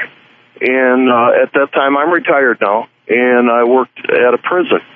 And I was walking a galley, and an inmate who I'd known for probably 10 years and had never uttered a peep to me, wouldn't look at me, wouldn't acknowledge my presence, said, hey, boss, you got a minute? He said, I got family out there. So this thing touched everybody all over. There's a few things in my life that I can remember with clarity. That's when JFK was killed, when the United States beat Russia in a hockey game, the shuttle, and 9/11. I remember the feelings, the everything about it. It made me sick to my stomach. And I don't know, as people, we go on because we have to. It's a tragedy that will never be forgotten. And I was in the Midwest, so I can only imagine what people felt, the fear, the agony of not knowing. It was horrible. Well, I've taken enough time. Thank you, my friend. Take care of yourself. 866-RON-0-FEZ. 866-RON-0-FEZ. Hey, Joe. Joe, you're on Ron Fez. Hey, Ron. How you doing there, buddy? Good, pal. I just want to explain how the firefighters they're the knights of our time, they're the warriors of our time. Every generation has some people that'll just go and protect themselves, protect everyone, and be that fighting warrior. Well, I mean, the interesting thing is, with a warrior, you're called upon to take lives. But these firefighters ran up there to actually, save people. It's an amazing thing to sit back. And when I was a little kid, firemen were my fucking heroes. My grandfather was a fireman, the whole thing. And then as, the years go by, you just see it as another job again. You're just like, oh yeah, he works for the fire department. But after that, it always reminded me that was the guys I looked up to when I was a little kid. They ran on CBS last night. They had that 9/11 documentary that Robert De Niro hosted with the French filmmakers that had followed that rookie fireman along, and just so many days of footage, weeks of footage where nothing was happening. And the thing always starts out with the guy saying, "I know I'm going to get my first fire. It's going to happen." He couldn't sleep at night. Did they update that too? Have we found out what the guys are up to in the last 5 years? I don't know if they updated. Oh, you didn't watch it? No, I started to. Yeah. And turned it off. Ball game? Yeah, I turned over to the ball game. Thank you. Yeah. Thank you. How quickly they forget. I thought that what they were going to do was update and say what all the guys from that, because it would have been a wonderful documentary even by the end of it. I mean, those guys were, a really cool bunch of guys anyway. Here's Haas. Haas, you're on Fez. Hey, Ron. Hey, Fez. Hey, pal. Hey, I was on one of the planes during 9/11. I was coming over from Italy from a wedding, and I was supposed to land in Philadelphia. And all of a sudden, we get here on a speakerphone, hey, the flight patterns pull around New York. We got a detour to Gander, Newfoundland. Wow. And we had no idea what was going on. I was like, Gander, Newfoundland? I'm like, dude, take us to Jersey, take us to another airport. And when we're there, they didn't tell us anything. When we landed, it was at a Marine base on Gander, Newfoundland, U.S., and basically, when we landed, all the stewardesses and flight attendants lined up in the aisles, all watching us. My name's Hassan, so trust me. I was like, oh, great. I go by Haas. It's short. It's easy. I'm in Texas, anyways. Mm-hmm. So basically, we were there, and then right when they were all there, the Marines surrounded every plane. There were about 20 planes on the ground, all grounded, all international flights. And basically, the pilot comes on the plane on the speaker and said that there's been an attack on the U.S. and we are grounded in Gander, Newfoundland, and we are going to take security precautions. We were basically stuck on the plane for a total of 30 hours. Holy shit. 8 hours flying over, 22 on the ground. We could not give any of our garbage out, but they would feed us. They would send in supplies, but they would not take out anything. Oh, my God. So what did they finally, when did they let you out? What happened at the end of it? They let us out by priority. There were, basically medical cases on other planes, emergency, situations like that. Even one of the other planes I swear to God, I was told an elephant that was supposed to go to Columbus Zoo that they had to deplane first before our plane. And then finally, after 22 hours on the ground, the flight attendants did a great job of rotating, taking time. Everyone gave up their seats so there was no space for them to rest. They took care of us and everything like that. Then we got deplaned, 30 hours after being on the plane, and they would not let us take any of our luggage except the carry-on. And unfortunately, me, like an idiot, I just stuffed my chocolates in there and didn't have any clothes. Sure. And now you're in Newfoundland, huh? Even in September, it's icy there. Yeah. No, it wasn't bad. And then they bussed us to different locations. Every plane was, basically everyone in that plane was bused to the same location. I was put up at the Salvation Army Church, which we were actually at a church, sleeping on church pews, on the floor, or whatnot, anything, And we didn't leave for 5 days from there. What a nightmare! I had never heard these kind of stories before. Rob, there's actually better stories than that out there. I had heard that one of the other planes. I was on U.S. Airways. Mm-hmm. If there's anyone on U.S. Airways, thank you very much. I appreciate everything you do. I never bucked any flight attendant because they went the full 9 yards. And but the thing is that there was a rumor going on that one of the planes from British Air. If you were not a U.S. carrier, you were going to be sent back to your port of origin. So there was a rumor that the U.S. citizens on British Air said, screw that, and they got a bus and they were going to take it to the end of Newfoundland and then take a ferry over to the U.S. Sure. I don't know if it ever happened, but now, what was it like for you? You're stuck on a plane, you can't get off, and you look like the people who flew into the buildings. Was everybody kind of giving you a look? Exactly. Well, the thing is, Ron and Fez, I basically go by Haas my whole life since college age. I was born and raised. Good idea. I was born in Jersey, raised in Cleveland, Ohio, and now I work in Dallas. So, And the thing is that I just kept on the down low, and I didn't know what was going on, first of all, so I never knew it was like an Arabic thing or whatever. Right. So, I just, and then on the plane, it was like, luckily it was one of those planes that had headrests and TVs in the back of every headrest. Mm-hmm. And we weren't flooded full of people, so there was a space to stretch out and everything like that. And there was earphones, but none of them worked, which is fine because I guess, they work better if they're in the air. And then basically I just kept it quiet and I just did anything. And then it was basically a lot of honeymooners and a lot of older, like older crews that were basically taking trips to Rome. All right, dude. Yeah, sorry for talking so long, man. It really touched me, man. And I love you guys. I'll, keep it easy. All right, my friend. Bye. Thanks, Haas. Ronnie, you ever do this? Because I do it. When I'm in the airport, I check out, if I see an Arab descent person, right, I will give a suspicious look to. But what about the rest of your life? Not just the airport, but what about every day of your life? Oh, yeah. I, subway, walking down the street, if I see someone of Arab descent and, they got a backpack on or something like that, I will give them a second look. Or if they're carrying a bag, I might even try to sidle up and look in the bag. Well, what are you going to do about it, Clark Kent? What the hell were you going to pull off? Earl, you're a guy who's had to put up with racial profiling in your life. Do you ever do any of your own? I've done it a couple of times on a bus, on a city bus, where I'll just kind of do the double take, but nothing more than that. But outside of that, again, I really don't think about it that much as far as like being on a train or even just walking down the street. I mean, for some reason, the bus will always freak me out just a little bit because, especially in Israel, when they had those suicide bombers on the buses.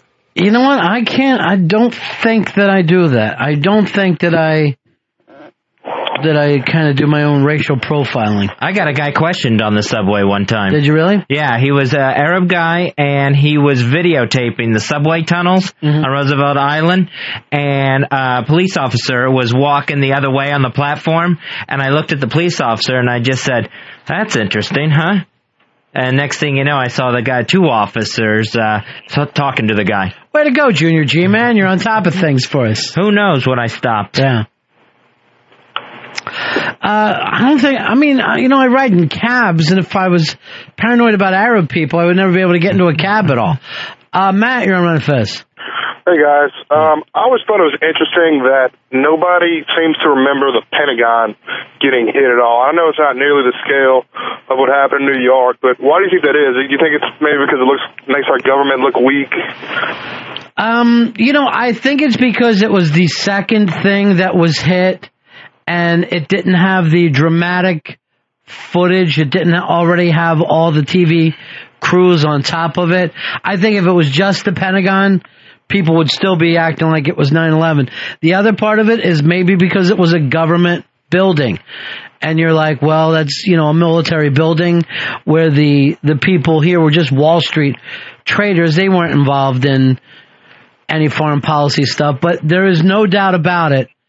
New York gets the first bite out of all the publicity machine, and then D.C. And then finally the field in Pennsylvania.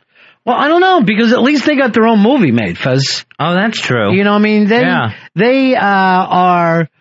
they got the Let's Roll, and also people do think about them a lot and talk about them even more. I mean, so far, if you're going to look about movies, New York got a movie, the plane in Skanksville, Pennsylvania got a movie. Where's the Pentagon movie? Yeah, no Pentagon movie. And also, I think it might be a visual thing where the towers are gone, but the Pentagon got fixed so quickly. That afternoon. Yeah. That afternoon, they had up a brand new Pentagon. And was back up and running so quickly that I think that might have something to do with it. Although, for that building to be a security arsenal, when you're driving through there, you are so close to that building, it's unbelievable. You could almost put your hand out of a passenger window and touch it when you go by. I would think that they would have done a little more security. Jay, you're on Run and Fez. What's up, boys? Hey, buddy. Shitty day today, huh? Yeah. Listen, man, I'm just sitting here listening to you guys, listening to these stories. And I thought that was fun, but, you know, I feel just like I did 5 years ago, and it's really freaking me out. I'm with you, Jay. I'm right there. I'm telling you, because, you know, the past couple of years, yeah, I mean, you think about it every day. You see a flag, you see an address with a 9 and 2 1s in it. You look at the clock at 9:11 in the evening, you think of it. And it's not that big of a deal. But, man, for some reason today, it is fucking with me. What's going on? Am I crazy? Well, you know, for one thing, the 5 years and 10 years are always bigger for people to deal with. I really didn't feel, because I had even talked to Fez when we were watching the football game yesterday, man, I don't know if I want to get too into this, because I just feel like, you know, the TV overdoses on it. Right. And I know, you know, I talked to some people, they'd like a break from it. And I can understand that completely. But I wouldn't want to come in and lie and act like I'm thinking about something else, because when I watched those people read off their family names today, I went back 100%. And I mean, to me, it's and again, when you get back to the first responders, because when I tell you what I did that day was running for my kids, where I mean, it was a single idea. Even to keep myself from being freaked out, I remember I had a thing on your motivation is over and over, which was a very odd thing for me, but your motivation is to get your kids is how I was able to stay cool. But I never thought to go try to grab anybody else's. You know what I'm saying? Like, It would never occur to me to run into those buildings for strangers. I was going after my own, my people. You know, so I'll always remember those guys for that, and always remember what type of people do that job all the time. I don't want to forget that. You know, I do remember going past and stopping in and saying hi to people. I mean, one thing that I remember that night is we all started talking to cops again. I say again, like I ever did during fucking school. Forget it. I always felt like I was on the other side of a fence from a cop, but after that, I did feel like, all right, I get you now, man. You know, I'm with you. And what's happened in the last 5 years? You go back and you're not like that anymore. Yeah, it's true. And we talked about the firefighters, and I know in this city, like a couple years down the road, those guys were fighting for raises and stuff. I mean, talk about going back to normal. I mean, those guys were, you know, that were... And didn't get the raises. Yeah, right. Yeah. Here is Cindy. Cindy, you're on Run and Fez. Hi, guys. On September 12th of 2001, I was supposed to go study abroad in the UK for a semester. And when it happened, we all freaked out. There was about 30 of us who were supposed to go, and about half of us dropped out. We waited a week, and pretty much what we all did was sit around and watch the TV and just sit in fear, and, you know, nothing was normal. And then we had to get on a plane. Right. We get on the plane, we're all kind of a little bit, you know, wary. We all had our special little things to do, have a few drinks. We get there, and it's like a different world. Their media, the way they portrayed it, was not as scary. Was it as impactful? Yes. But was it as terrifying sitting there watching it for that week that we didn't know what we were going to do? It was horrifying. Well, tell us the difference between the European media and the U.S. media. I want to say it was less opinionated. It was less fearful. It wasn't as, you know, I mean, London it's not a small town out in, you know, the country. It's a major city. Did they say watch out for suspicious people? Yes. If you're traveling, da-da-da. But it just came off as very factual and not as terrifying to us. And I think that's part of why it helped me, because I'm from New Jersey. Right. So it wasn't like a far-off distant thing. And when we left out of Newark, and it was just terrifying. And then we get over there, and it's just kind of like, this is what happened. This is how they acted. It just seemed the anger was more over here, and the sadness was being more reported over there in the beginning. Over here, it just seems a lot more rage and there was a lot of confusion here because, you know, you got to remember, there was other buildings that there was threats, whether they were false threats or people got it confused. We were emptying out buildings. There was the anthrax scare. Took long, not after 9/11. Just about every bridge in this tunnel had some kind of package. So the fear factor went on for a long, long time. And there was no reason to think that it would have stopped. You know, the terrorists had attacked. There was no reason to think that in the days afterwards they would have stopped blowing things up one way or another. You think about the logic of an attack. An attack normally is like D-Day. You know what I mean? You attack, you weaken, you keep going. That never was the point. This is really somebody throwing a fucking, stink bomb down the hall and running is basically what they did. It wasn't an attack in the military way that we think of an attack. Right. I think one reason why I feel so bad today and feel like I did on that original 9/11 is that I feel just really pessimistic about the future. I feel really bad about, how the Iraq war's going. I saw a thing last week in Afghanistan where the Taliban is reorganized and, running parts of that country again that we had taken back. Mm-hmm. Maybe if I felt there was more progress or even hope for progress, I wouldn't have felt so bad as I did today. So I'm not sure what you're. It's against what's happening with our government or just human nature itself. I think mostly with the government. Mm-hmm. Yeah, I mean it's like 9/11, then Katrina comes, and there was still no sort of ability. I mean, a lot of people went in and did a lot of charitable things, but there was still no sort of, we learned from 9/11 how to handle this sort of thing when it happens. And we didn't get that. Well, 9/11, if you really look back at it, was mainly handled locally here in New York. True. That was Rudy Giuliani. That was the New York Police Department, the fire department, the emergency workers. Not to mention the union guys that showed up down there to do work without even being called on, who showed up with fucking cranes and stuff.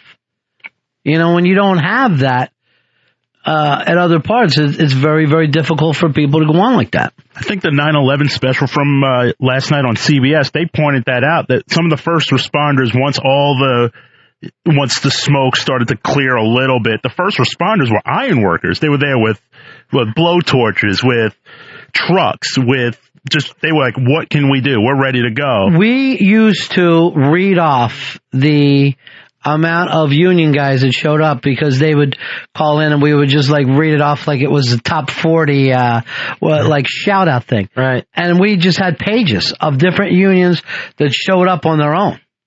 Because you're not waiting. When you're part of a union, you've got your own way of being together. You're not waiting for the government to make a move. You know how to reach other people, and they were on top of it. And I think also outside of our government, with other governments, the Hezbollah Israeli thing that's been going on for over a month now, to me, it just doesn't feel like that Mideast situation there's no progress there in coming to any sort of peace. But here's the thing. There's never been peace on the planet, Fez. Right. And the planet's made it this far. It just seems like that hotbed of an area seems worse now than during the Crusades, when every man, woman, and child was fighting. Maybe not as worse as during the Crusades. Worse than what was going on in World War II. I mean, there is a warlike nature to people, and it's sad, but it's not brand new. Right. It's not just happening. We've always had it. You ought to try a little bit of optimism. You don't have to do it for long. Just 5 minutes, I'm going to feel good about something. Here's Chris. Chris, you're on Fez. Hey, buddies, what's up? Yeah. I just wanted to thank a certain few men. I live in Florida now. I was born and raised in Staten Island, and I was in Staten Island when, actually I was downtown when 9/11 happened, but I would like to thank all the fire departments from New Jersey, Pennsylvania that watched our neighborhoods when FDNY was down doing what they were doing. I don't think they get enough recognition. They were there for days, and they were asking, anybody that was in the neighborhood responsible enough to let them know where the streets were, because they were traveling around Staten Island. They didn't even know where the fires were, But I just wanted to thank the fire departments from the tri-state area that watched over us while the FDNY was doing what they were doing. I'm punching out. Thanks a lot. Thank you very much, my friend. It's a really good point. In New York, fire departments came from all over the country. I met people from everywhere. Everywhere came here in the weeks after 9/11. Showing up to do every job there was, however they could help. Here is Joe. Joe, you're on Fez. Hey, buddies. How's it going? I just wanted to say that I wish, I heard Fezzy saying that, he's feeling the way he did back in that day. But I wish I could feel that way. I really do. Because I feel like something has been taken away from me over the past 5 years. That 9/11 has been invoked for so many different things that it's just really lost something. And now when I hear somebody talking about 9/11, I'm like, what agenda are they trying to push? Right. It's like, how many times, it's been cheapened so many times. I remember I saw something with Bush once where it was almost like a joke, where he could be talking about any subject, and there was a little clock in the lower right-hand corner, and it said, how long before he invokes 9/11? How long? He could be talking about anything. And then it's like, it's gotten to this point now where it's like, it's really lost something for me, and it actually makes me mad. I wish I could feel like the way I did that day, but I can't anymore. I really can't. You know what might help you is some of those 9/11 coins or plates that you could have for yourself. The 3D coins or whatever those are. Exactly, you come up with a very, very good point that it has been used and abused so many times now for whatever reasons anybody wants to get out of it. Like you said, of any agenda at all that anybody seems to need. Well, it was used on the war on drugs. Don't get high because we'll have another 9/11. Yeah, that is true. That they said that every time you smoked a joint, you helped a terrorist. And if your daddy has rolling papers, it means that he's on the side of bin Laden. It's just going too far. Here's Chuck. Chuck, you're on Run Fez. Hey, Ronnie Fez, how are you guys? Hey, buddy. Hey, listen, first things first. Every day I leave work at lunch to listen to you guys. You pick me up. I lost a cousin, 27-year-old, Michael Brennan, firefighter on 9/11, and I lost a good friend in Afghanistan, classmate of mine, West Point, class of '85, Colonel Mike McMahon. And Ronnie, I'm going to tell you, man, this war is forever. You want to know why we didn't go in with more troops? Yeah. In Iraq, and do your research. In the 90s, we cut back our forces by close to, I'd say, 50%. The Graham-Rudman Act, we cut our divisions and number of soldiers back. And so we cut at least 6 Army divisions. That's 20,000 combat troops per division. And the reason why we didn't go in with more troops into Iraq is because we didn't have enough troops to begin with. And if we went in with every single combat soldier we have, none of them would ever return. They'd be there for 5 years. It would be like World War II. So, you guys should push that issue. It's easy to say not enough troops, but I got news for you guys. It's going to take another 10 years to build our forces back up to fight this war that's going to last for 100 years. You honestly, Chuck, you honestly think it's going to just go on and on? Why do they keep acting like as soon as we get the Iraqi troops to take over, we'll pull out? Why? Because all over we've got to change the Middle East. Any effed up civilization regime that we've ever encountered, since the start of man. You've got Adolf Hitler, you've got the Asian conflicts. It's required intervention, and the poverty, the culture. We're not going to change the Middle East overnight. It's going to take time to change an impoverished, one religion part of the world, and it's going to be forever. So it's something to think about. But I appreciate what you guys do every day. Thank you very much, Chuck. Take care of yourself. 866-RON-0-FEZ. 866-RON-0-FEZ. You know, the oddest thing of all is, if we were not dependent on the petroleum, we wouldn't give a fuck. We would not care an iota what happens over there.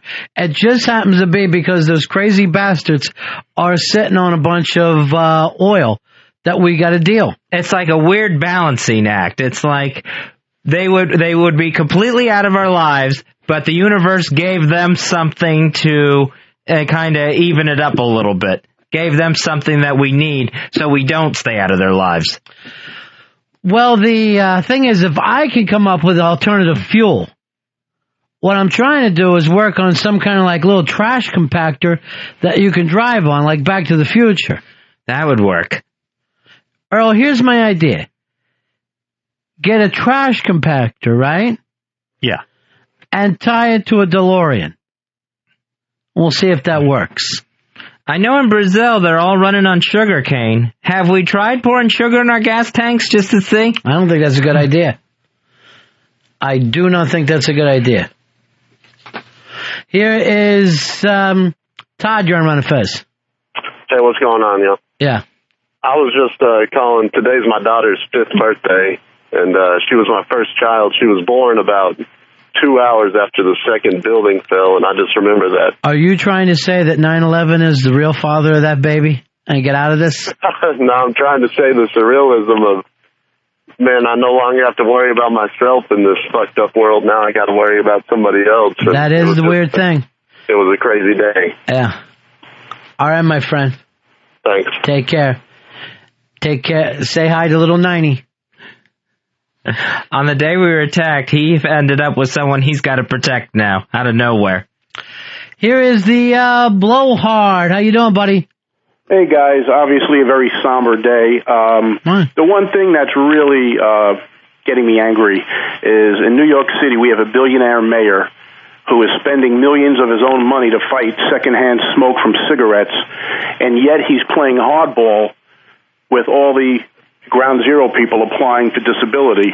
I did see a little bit of that today. He was supposed to speak about it, and then they didn't push him.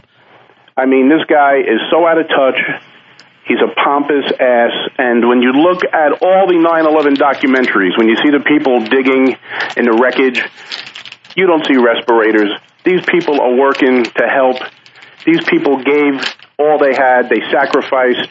And now that's going to be the legacy of this whole thing 10, 20 years from now, are the people who will work down there who tried to help and make a difference, and the government is saying a big fuck you. So doesn't it always seems to happen to the small people, though? It's going to happen to the soldiers as well. It happened with the cops, with the firemen, and now it's happening with these rescue workers. It's a disgrace, and one of the proudest moments I felt as a New Yorker was listening to your show that night, and all the iron workers, all the union guys jumping in, people like Johnny you mentioned, anybody who, it was amazing how this city came together. And when you have people working down there day after day, not even sleeping, breathing. When you watched that documentary last night, Fez, did you see those people digging and just the cloud is so obvious? Oh, yeah, totally. And never mind the respirators, not even those dust masks. And this mayor is saying that secondhand smoke is a killer, and yet he still is saying fuck you to those people. And a deputy mayor who worked on the Giuliani, Rudy Washington, he fought against Bloomberg. And Bloomberg finally gave in. And it's just going to be the legacy. It's a horrible legacy of this city and the fools that run this government, and especially someone as negligent as Christine Todd Whitman, who said the air was okay, and now she's just changing everything around, denying what she said. They're trying to blame Rudy. It's just a clusterfuck. And who's suffering but the poor people who work down there and gave it their all. And it's just a disgrace, and I'm very ashamed of New York City and New York State and this government for the way they're treating these people who tried to help. Spoken like a real Democrat. I appreciate it, buddy. Anytime, buddy. Take care.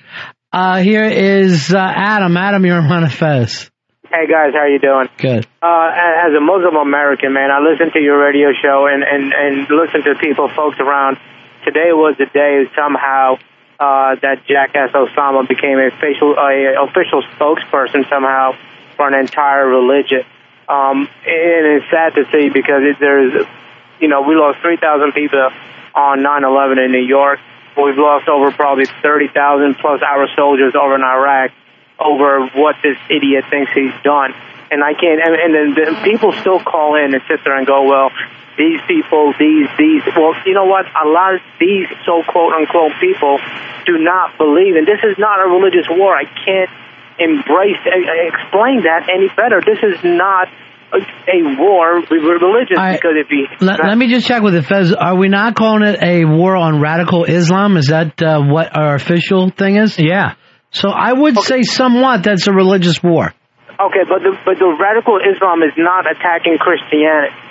Okay, their biggest beef is with Americans, a country, with American politics. There's a lot of Christians in Arab countries. They're not being killed. In some places they are over different conflicts, but like in Libya, in Lebanon, there were Christian communities right next to Muslim communities, and that happens all around. Believe it or not, in some of these Arab communities, there are Christian communities. So if it was that, every single Christian would be killed. Now, for anybody to try to validate 9/11 with any common sense is absurd. There were 19 savages who were financed by a billionaire, and were able to pull off a... From where? Saudi Arabia, our best buddy. And that was my next point, is if you want to reform the Middle East, start with those Saudi bastards that have all that goddamn money, and people in their country are still starving. You don't understand.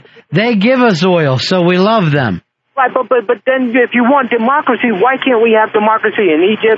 Why can't we have a democracy? That's the biggest beef when you hear people in the media. People don't wake up and go, oh my God, they have MTV, we must kill them today. Right. That's not what happens. Not people in the media aren't waking up going, oh my God, they have democracy, we want none of that, they must be killed. That's not what's going on. People look at Saudi Arabia, people look at Egypt and go, okay, well, we want this thing called democracy, okay? Well, can we have it over here? Well, no, you can't have it over there because they give us oil and they give us this. So you sit there and suffer while we think democracy is good because Saddam is a jackass that's been a jackass for 20 years.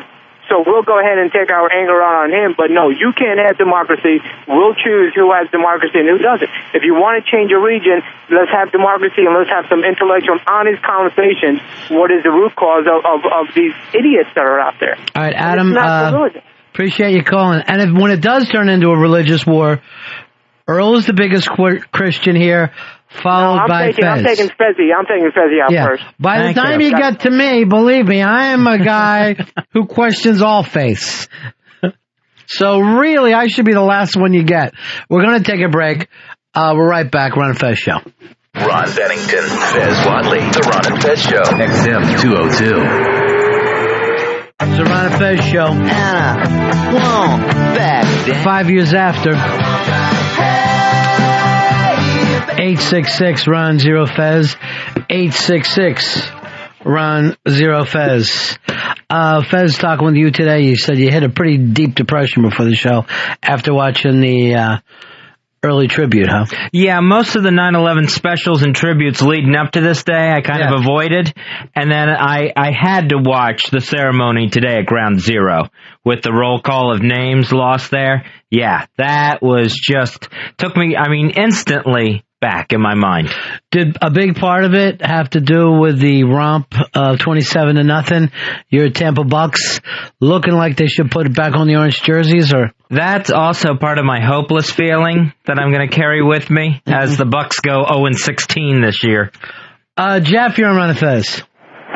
Gentlemen, thank you very much for taking my call. I really appreciate what you're doing today, letting people vent and talk about what they remember.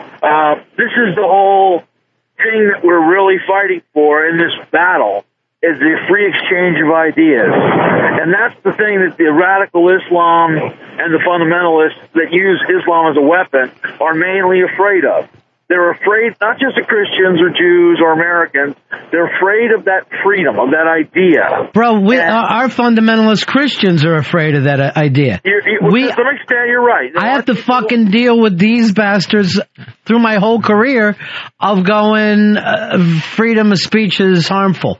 So I understand it completely.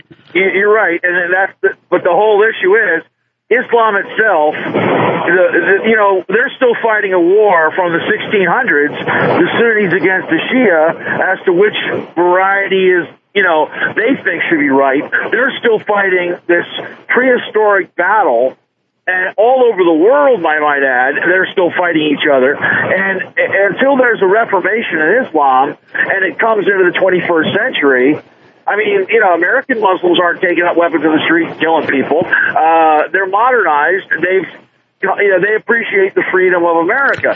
On the whole. Here's what it really comes down to. We need to come up with a different kind of fuel so we don't have to talk to these people You're anymore. absolutely right. If we biodiesel and ethanol and hydrogen fuel cells, then we take away the Saudi Arabia. But why haven't we done it? We've had all these years. We should have probably been on this. Thanks very much for calling, by the way. With the Iranian hostage crisis and the first gas shortages that we had, we could have went from Carter to now. We are the people who walked on the moon. We should have came up with this. We don't want to. The government does not want to get this done. Why not, though? There's got to be a reason. I guess it's the money that the oil brings in. Bringing some money with the other stuff. I'm talking about hamsters being shot in the ass with steroids, running 140 miles an hour. I'm a fucking idea man. East Side, grab a pad and a pen and follow me. I'm going to brainstorm after the show today. Okay. Thanks, lucky boy. We'll be good. Here's Steven, you're on Ron and Fez. Hey, guys. How you doing? Okay, buddy. Yeah, I watched the CBS documentary last night, and I'm like most of America. I was about to tune into the game, and I'm actually glad that I did see the documentary because more than anything today, I'm not pessimistic. I'm not sad. I'm pissed off more than anything. I think we have forgot what these guys did on 9/11 5 years ago, and it's just amazing to me. I'll go to CNN.com today, and the main story is bin Laden talking about how he's going to do this more and more coming. 5 years ago was a great day in Islam. Be prepared, more attacks are coming. And then right below it is a poll saying 45% of America believe Bush was responsible for 9/11. And it just pisses me off. People, man, these savages came over here and started. Wait, don't call him a savage. He is the president of the United States, whether you voted for him or not. I'm not talking about the president, Ron. I'm talking about the savages that came over here and started this. They came over here. That is red states. They have every right. I gotta, Fezzi, you got we can play politics all day long, and right or wrong, I'm no Bush apologist by any means. Yeah. But these guys started this war, and it's I don't know the way out of it, but we've got to unite and quit playing politics. And the main thing that really touches me is while these firefighters try to set up command center in the South Tower, all you kept hearing was thuds hitting the ground, and these are people jumping out of the tower. I know, it was an amazing. These guys are shell shocked. Yeah, that documentary in particular. Thank you so much for calling. That documentary in particular, the one that was on CBS last night, which I did not see, but I saw years ago. Phenomenal to see the bravery of those firefighters. Here's Mike. Mike, you're on Run Fez. Hey, how's it going, guys? Good. Hey. Yeah. Go ahead, big guy. My dad is retired. Well, he's very retired. Well, my dad's son has a radio show, so he's doing okay for himself also. Well, he's also in a national cemetery. My oldest brother he was a firefighter in the military. He's in a national cemetery. My other brother is a retired pilot from that military. I've been driving a truck all these years. When 9/11 happened, I wanted to be there in Manhattan, even though it's a bitch of a place to drag a 53-foot trailer. I decided the best thing I could do is sign up to go over and drive a truck over there and help those guys. Those are 30 years ago. Those are my brothers. This is my dad over there. And if I delivered some water and somebody got a hot shower, that's great. Somebody got some fuel for their Humvee, that's great. I saw Iraqis with their families with pieces of wood trying to dig a trench off of the Tigris River to irrigate their fields. Freaking John Deere tractor would do wonders. You know, they're oil rich and dirt poor at the same time. It's pitiful. What can we do for you, Mike? I wanted to.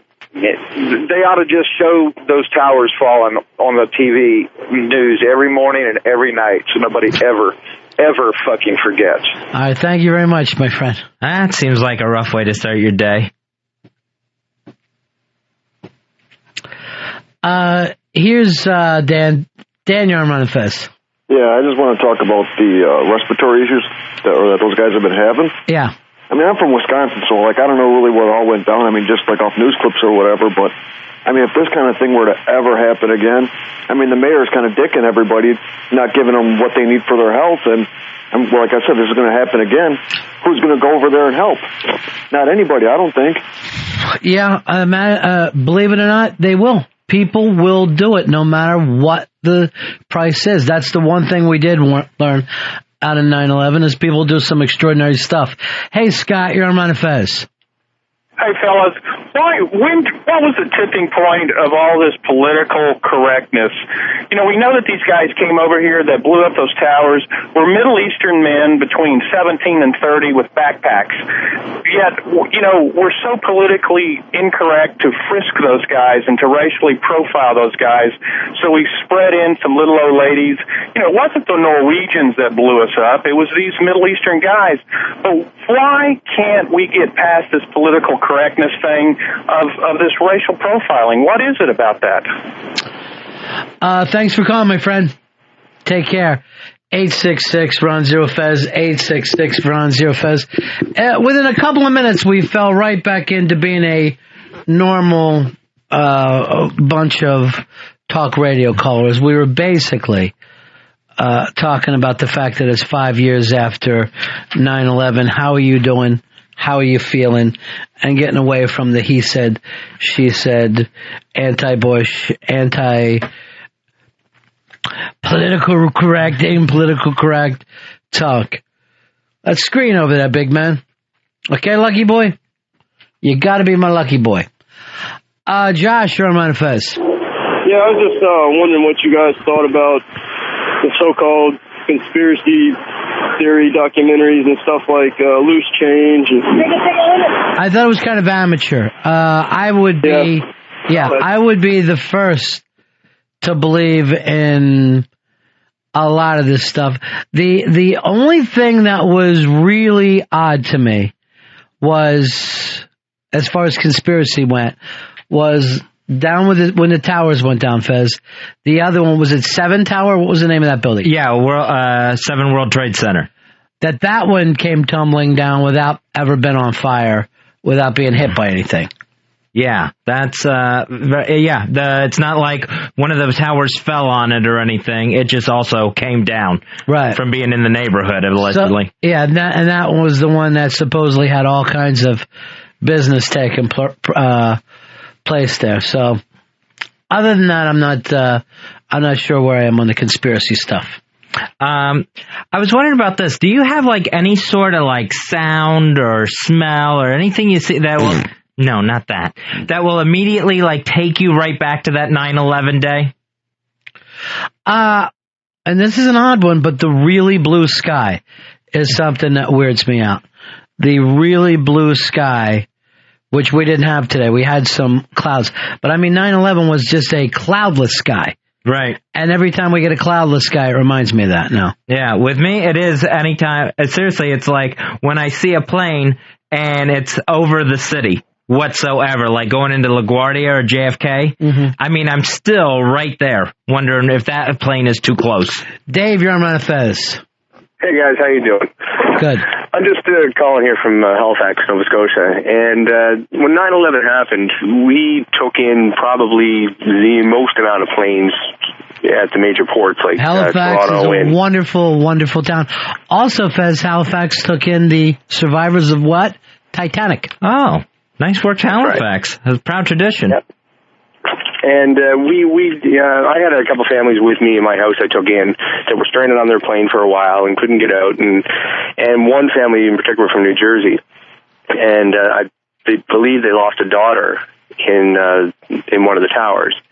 I watched that documentary last night, and it touched me like the same day that I watched that live on TV, that second tower being hit by the plane and coming down, and my heart was breaking last night.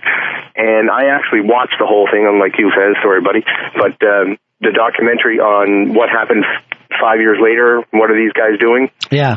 With De Niro, and one young fellow there, he was just a rookie.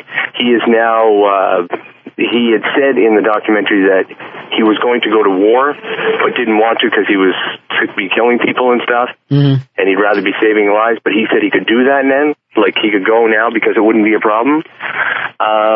After the documentary, they showed him again, and he was like one of the top guys in charge. He's 27 years old now in the chemical part with the fire department. And he's like one of the top dogs there now. But it showed a few of the guys and the brothers who were doing the documentary, the French guys. Right.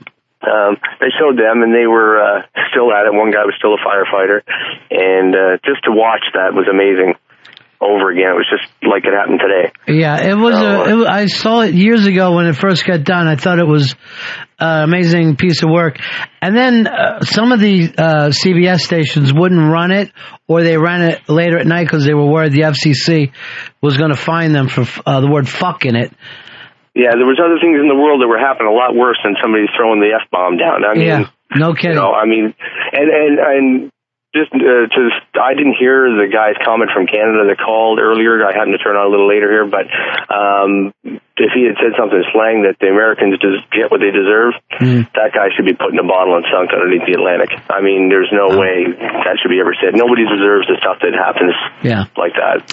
You know. Thank you very much, particularly the people in those buildings that had, or on the planes for that matter, that have nothing to do with foreign policy, just regular people. And again, that was my problem when we started bombing Iraq. Were we getting the bad guys, or were we hitting a bunch of regular people? Same thing when Israel starts hitting Lebanon. It's hitting families. Here is Mike. Mike, you're on Run Fez. Lost you, buddy. Here is Jeff. You're on Run Fez. Hey, Ronnie. Hey, pal. Hey, I heard you talking about alternative fuels. Yeah. There's a website out there. It's HYTECHAPPS.com, high-tech apps. This guy down in Tampa, or around Tampa, he designed a cutting torch that ran off of electrified water. And I saw that. Yeah, you saw that? Yeah. Why don't we start pushing this stuff? You know, we need more electrified water. You just got to make sure you don't step in it. Yeah, I hear you there. Well, you step in oil? No, you never want to do that. Here is Erwin. Erwin, you're on Run Fez. How you doing, guys? Yeah, pal. I hear a lot of anger today. I hear a lot of frustration, and you know, my sympathies go out to all those families who lost people. But I think a lot of people are missing the point of we're not focusing on. You know, we said that we're going after the people who did this. Well, the people who did this died in those planes. Why aren't we going after Al-Qaeda if they're the ones who are claiming responsibilities? And why are we spending all these resources in Iraq? Al-Qaeda doesn't have oil. Well, that's true. And that's what I'm saying is that why are we not holding our government responsible to going after the people that did this instead of just holding the whole Arab nation and the Islamic nation? The Islamic nation didn't do this. You got a bunch of radical people who hate us for not necessarily our freedom, but because of the fact that, let's be honest, we've messed around in their politics and have manipulated their government for years. And unfortunately, this is a little bit of payback. I don't agree with the way that with what they did, but let's go after the people who did this and not hold everybody responsible. Thank you, my friend. Story in the Washington Post, there hasn't been a credible lead on Osama bin Laden's whereabouts in Pakistan for over 2 years now. Not even a tip. Nobody's talking. Nobody's saying a word. How long can this guy live in a cave before the dankness gets to him? Yeah, you would think pneumonia would catch him long before we could. Hey, Jeff, you're on Ron and Fez. Hey, guys, how you doing? A great show. Always has been, always will be. Since this all happened, I've really gone through a sea change in my life. I've actually, as a result of all this nonsense that makes no sense to me, as a result of what happened there 5 years ago, I've become a pacifist. I have more empathy towards everyone. And while, of course, the specific people who perpetrated this, I have a lot of anger for. It's balanced. I'm reading more. I'm trying to put this into context. I'm trying to understand it from a real higher level than I had before. Oh, you don't just want to turn the whole area into glass? Ron, I swear to God I was going to say that to you, that when this first happened, I was one of those guys saying, turn the fucking thing to glass. And that was the fear that I had before, because I didn't want to get hurt. Didn't want my family, my kids to get hurt. Right. But then watching all this bullshit that makes no sense, no matter where you come from in terms of who did this, why, when, how, and there's a lot of shit out there. I'm not going to get into that. But the whole point is, like you always say, there's regular people getting fucked up over there, and it's got to stop. And we have to just look at ourselves as people. Thank you very much, my friend. Now, Fez, when this first started, you were a big turn it into glass guy. Yeah, I mean, I used the term turn it into glass. And kind of like that guy, now, all these years later, I know one thing that's changed for me since 9/11 is empathy for anyone else's, no matter where it is in the world, their disaster. Like the tsunami, the train attacks in Spain. You're an empathizer now. Yeah. Exactly. And before that, you would have been what? Not like cheering that it happened, but it would have been in one ear, out the other. Right. I wouldn't have noticed what was going on in other places of the world. All right, so 9/11 happens. Let's turn it into a glass, attack the whole region, right? Right. What happened? Where did you change your philosophy?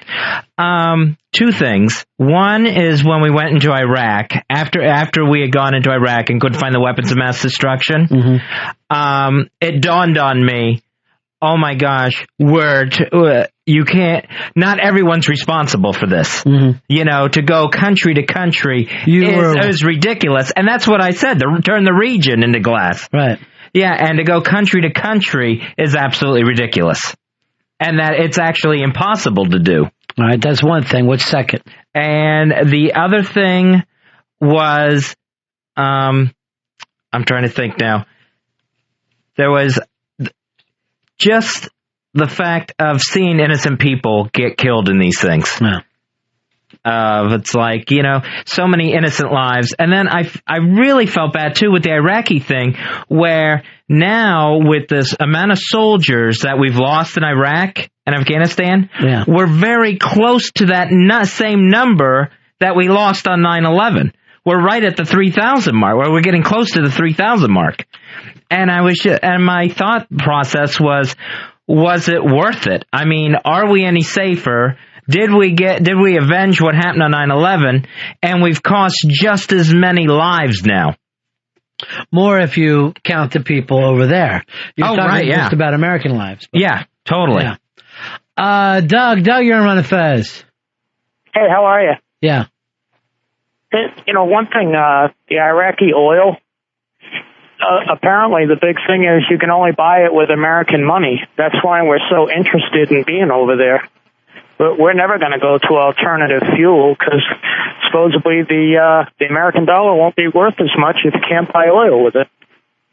Thank you very much, my friend. Hey, James, you're on Run of Fez. Go ahead, James. Oh, yeah. Hey, Ron, sorry. Couldn't hear you. Fighting the war on terror is kind of like fighting the war on drugs. It doesn't do any good to put the drug addicts in jail. You got to go after the money behind it. And, obviously we're in Iraq because of oil, but we've got to take out the money or we're just going to keep getting these fanatics. All right, let me ask you this, James. Where do you think the money comes from? It comes from the United States originally, unfortunately. The money that keeps these terrorists going comes from us? Well, you got to think that we gave them originally we gave. So we got to go after us right now.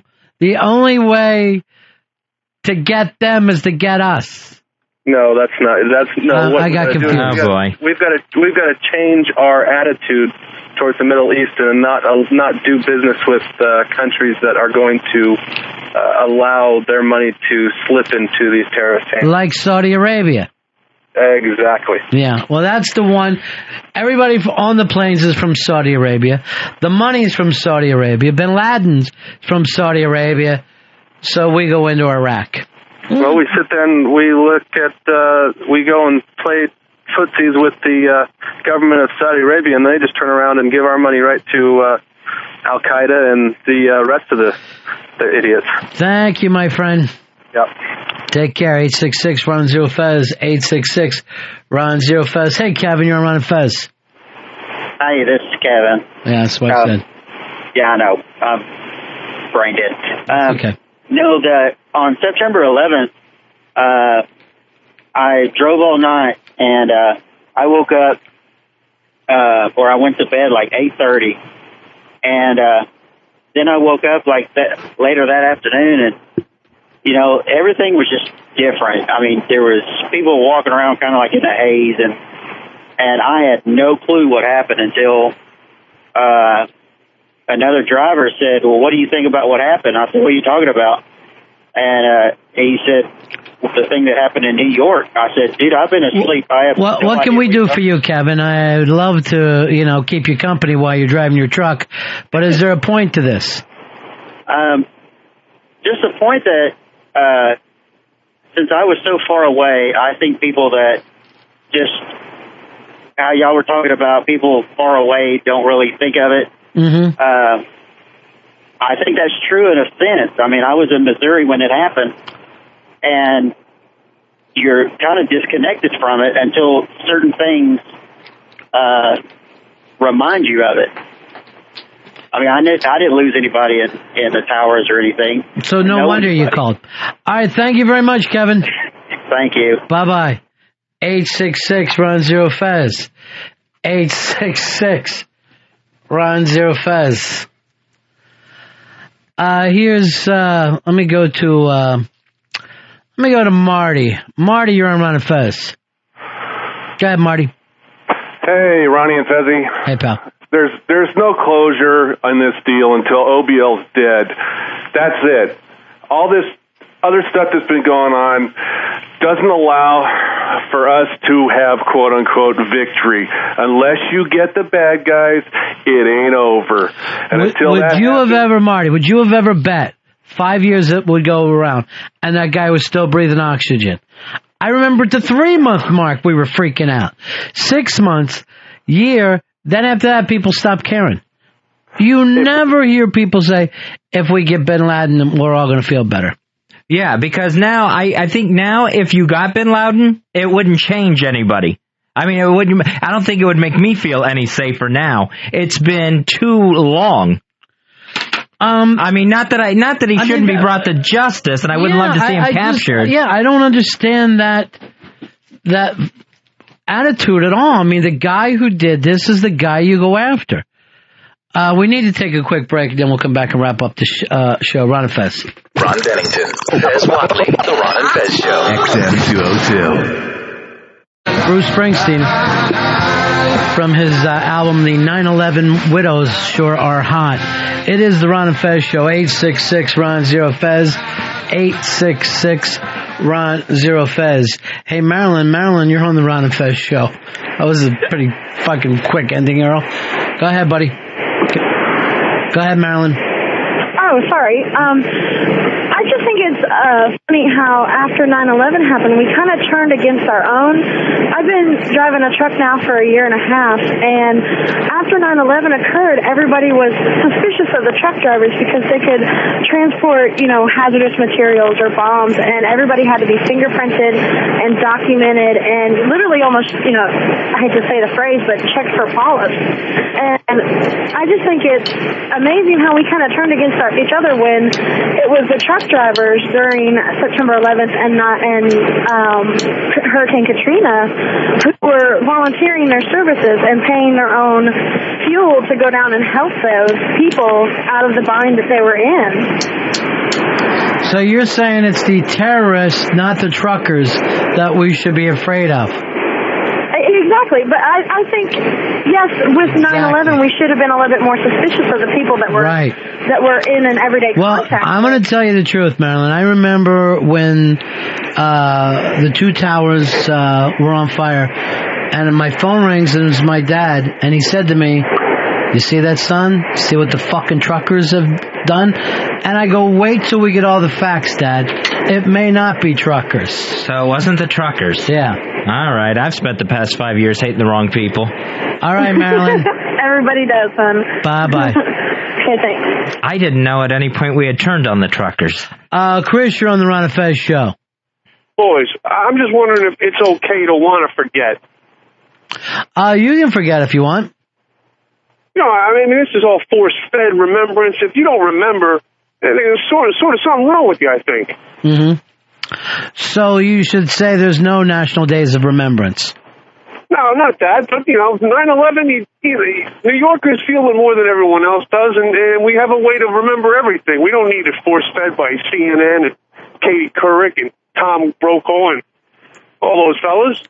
Look, if not, people are going to forget about what the truckers did that day. And it's something, bastards. It's something I think that every time I see more than 17 wheels, I'm like, now I'm on the job. I'm looking around. I got my head on a swivel. Let's go to Eric. Eric, you're on the Ron and Fez show. Go ahead, Eric. Yeah. I pulled FEMA loads of bottled water in during 9/11. Not the last caller, but the girl. She said she only drive a year and a half. We were never looked as suspicious. They did, however, talk to us about how, we had to be, we were like one of the first of defense. Suspicious people walking around our trucks, especially with hazmat loads. Mm-hmm. Thank you very much. You're killing me, Dave. You're seriously, it's like you've attempting to do right now is put an ether rag over the show until it finally falls unconscious on the ground. It's not going to happen to me, though. 866-RON-0-FEZ, 866-RON-0-FEZ. The president is speaking tonight. That'll be the 9/11 speech. I don't think he spoke today at all, but tonight at 9 o'clock on all the networks. Today he was having breakfast with the some firemen, and then he was going, you turn around right now, I think he's out the field right now, Pennsylvania. Then he's going to the Pentagon, and then he's going to talk. Yeah, they laid a wreath yesterday. The president and Mrs. Bush, same wreath at Ground Zero. They keep taking the wreath back. No, but it looks just like it. And and then today for the roll call of the lost people, what he did was he sat at a distance from there. It just makes me wonder if this will turn into a holiday or not. We'll go from 9/11? Yeah, if we go from a day of remembrance. Is it an official day of remembrance? Yeah. Do you have to do that? I think it is. Mm. Yeah. And if it'll turn into the September 11th holiday. I think a couple of reasons no. Number one, too close to Labor Day. We already have Labor Day right. This time of year. And two, you know how we are with holidays where we swing them around to whatever Monday works? You can't do that with something that's actually called 9/11. Right, it would have to work like the 4th of July. You don't normally have a numbered thing. So it's, the 4th of July has been switched to Independence Day. 4th of July was always the holiday. Right. And always the day. And now you will celebrate Independence Day, whatever that Monday happens to be. Bill, you're on Ron and Fez. Hey, Ron, why do you think Bin Laden did this? What was his reasoning behind all this? I'm going to tell you the truth, I really don't have the answer to that. I think, the stuff that I touched on earlier between however they felt like because of religious things, because of the radical Muslim thing, their hate for Israel, they're seeing as the United States being friends with Israel, and just this long history of stuff that's happening between our large corporations and our government over there. But it seems like, I don't know. It seems like for the reasons that they hate us, I don't know, because we drink or we are more liberal sexually, and we have gay marriage in Massachusetts. It seems like they do all the same stuff, just they hide it better. Well, yeah, but I mean, we will eat ass out on we'll do it in the back of a pickup, and that completely freaks them out. I don't know, Fez, you actually have a reason that you could say there's one reason that this happens? I would probably point it to the relationship with Israel as the first and foremost reason. Get rid of Israel. Everything starts going our way. It probably would. Jeff, you're on Run and Fez. Yeah, what sticks out in my mind most about those weeks right after is seeing the clips out of the Middle East with all those savages celebrating in the streets, and that anger that you felt right after that. How did you deal with it? What? How did you deal with the anger? Well, that was the first and only time in my life that I would have killed someone. There was some girl with a chiseled chin and great big weird glasses and doing that little dance in the streets. I would have stuck a knife in her head without any hesitation. Thank you for that intelligent call. Here's Rodney. Rodney, you're on the Ron and Fez show. Yeah, well, we keep still having anniversaries of this, like a 15-year and 20-year anniversary. And what if another event happens on some other arbitrary date? Will we start having two in the same year? What do you want to do, Rodney? Well, I mean, what if we get attacked 10 more times? Are we going to have 10 more days like this through the calendar? I guess it would depend on the people that were attacked, right? Well, if it was the United States getting attacked again. Rodney, what's your point? Would you like to not bring up this day, or? Well, now we've got Pearl Harbor Day, and now we've got 9/11. Rodney, what is your point with your call? The point is, how many of these days is America going to have? I hope just this one. I honestly do. Well, if it starts to be a problem of remembrance, Rodney, we may be in some serious trouble. Well, we've forgotten the Battle of Appomattox, and we've forgotten, all kinds of battles. Well, this happens to be fresh to this generation. Oh, so it's just kind of a generational thing, because my daughter wasn't even born when 9/11 happened. Well, don't tell her about it. She's not really going to even understand. Make sure you don't tell her about it. Oh, how can she not miss it when it's on TV so much? Don't let her watch TV. Give her a book. The ABC movie, kind of come at a contrived time, too, don't you think? Thank you for your call, Rodney. The ABC miniseries last night, they cut out about 20 minutes of scenes out of that thing. It ended 20 minutes early, so I don't know what ABC filled with last night. They didn't have an ending. According to them, I watched it, the planes never even hit the buildings. Really? So it had a happier ending. Oh, it hung there, and I'm like, what happened? What happened? No, I didn't watch that. I ended up having the ball game on last night. Yeah, that's what I did too. I wasn't going near the ABC miniseries anyway. Did you see the pregame show? No, I missed that. I swear to God, it was so wacky and insane that I honestly think this. We have finally passed the Japanese in terms of TV weirdness. We are moving beyond them and how weird we will get with our TV. It is so high tech when it's really just four guys sitting on a couch. Yeah, I noticed with the NBC show, those four guys sit really, really far apart. Jim, you're on the Ron and Fez show. What's up, buddy? Hey.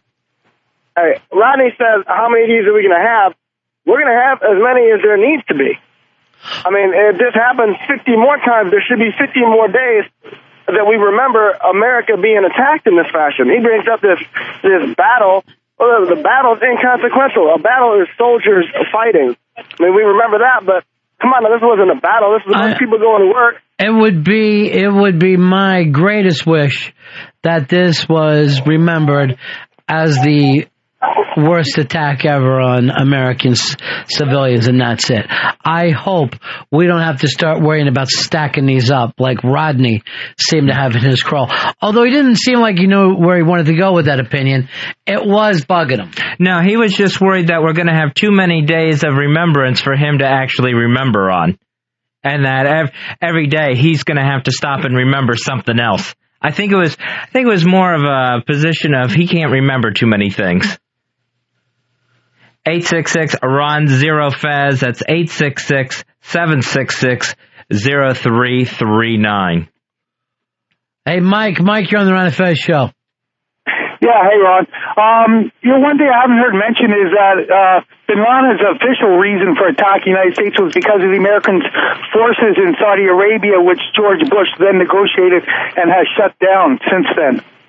Yeah, that's the first I heard of that. I never, the Bin Laden stuff that you get is also wacky with the translator stuff. It's all very, very weird. Kevin, you're on Ron and Fez. Yeah, I believe Osama bin Laden originally wanted us off of their Holy Land, is why he... Well, don't they consider all their land the Holy Land? Oh, yeah, every bit of it. It's not like we were at a particular mosque. I mean, it could be anywhere in the Middle East, any Arab country. Oh. Yeah, I'm not sure exactly. It may have been Israel, I'm not sure, or even Saudi Arabia, so... Thank you very much, my friend. Here's Jerry. Jerry, you're on Ron and Fez show. Whoops, lost you.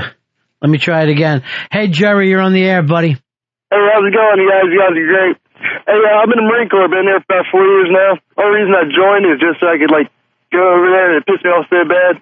They got some action, it's pretty cool. Jerry, what do you listen to over there? What kind of music? Hey, they got, what's it called? Liberty or something like that. They have their own radio stations, but, they have, American stations also. Is that right? Yeah. All right, thanks, buddy.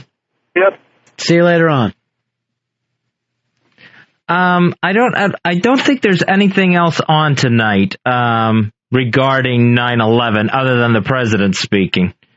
And I know ABC is going to interrupt their second part of their mini-series to have the president in the middle of it, then go back to the rest of their mini-series. Well, that's going to ruin it for a lot of people that are trying to enjoy the show. Yeah, that'll probably take everyone out of the feel of it. Why, you're going from one fantasy film to another? Also, I was just wondering, there's been so much dispute in New York City over what gets built on that World Trade Center site. Mm-hmm. I wonder how long it'll actually be before something does get built, where you could actually go see it, go visit it. And again, is it going to be open to visitors? I don't know. I don't know why people even feel like that's what they need to do to connect. It's always difficult to build any new buildings in New York City, though. It's not just this one plot. Yeah. And the plan is, I guess, to have 4 of them going up. Here's Brian. You're on Ron and Fez. Hey, guys. I got 2 words for all the people talking about stacking up holidays. Yeah. Memorial Day. See ya. Thank you very much. Memorial Day will do it for you. Was there anything you were surprised that did or didn't happen after 9/11? Oh, those planes running into the buildings was the one that surprised me. With me, I think the surprise thing is that the goodwill that the rest of the world had for us didn't stick around. Well, just like, remember Bush had an 89% approval rating? Oh, yeah. Because people just go, I'm here for you. Do you stay there? No, everybody goes back to their own life. That's what I was trying to make, is the point I was trying to make as we started this show. No matter what good intentions that you have, you do eventually go back to being yourself. Right. Yeah. Thank you. So I was just trying to think of it in terms of my own life, where, I mean, nervous flyer before, still a nervous flyer. John, you're on the Ron and Fez show. How are you? Hey, guys, big ass card number 28445. Hooah! Guys, I want to thank you so much for your role in getting me through 9/11. my company was basically, our unit trust department was hit by the second plane, and thank God you guys were there, pissed and frustrated during that week when I didn't know who was alive and who was dead, and I hung in there, and you guys helped me through, and I'll always, always be grateful to you guys for doing that for me. Thank you. I think that we actually just got the same kind of benefits that the president got. Hey, you're there. We want you to do a good job, so we're going to give you props now, whether you've pulled one off or not. And we'll appreciate that. Thank you. Just tell me, what the hell's going on instead of this? We ready to play the song? In 45 seconds. Yeah. All right. Because you can't seem to pull this off, and just, it's simple enough to come over, hand me a note, and off we go. We are going to end with a song. This is the song that we did play, if not on 9/11, the night we were closing the show, the night after on 9/12. And again, as we talked about, this went on for a long time, but it was a big song out at the time by U2 from their album, and it always takes me back to that time, Fez. Yeah, September 11th, 5 years ago, September 11th, 2001. Walk On, everybody, by U2. Take care, and we'll see you tomorrow after O&I.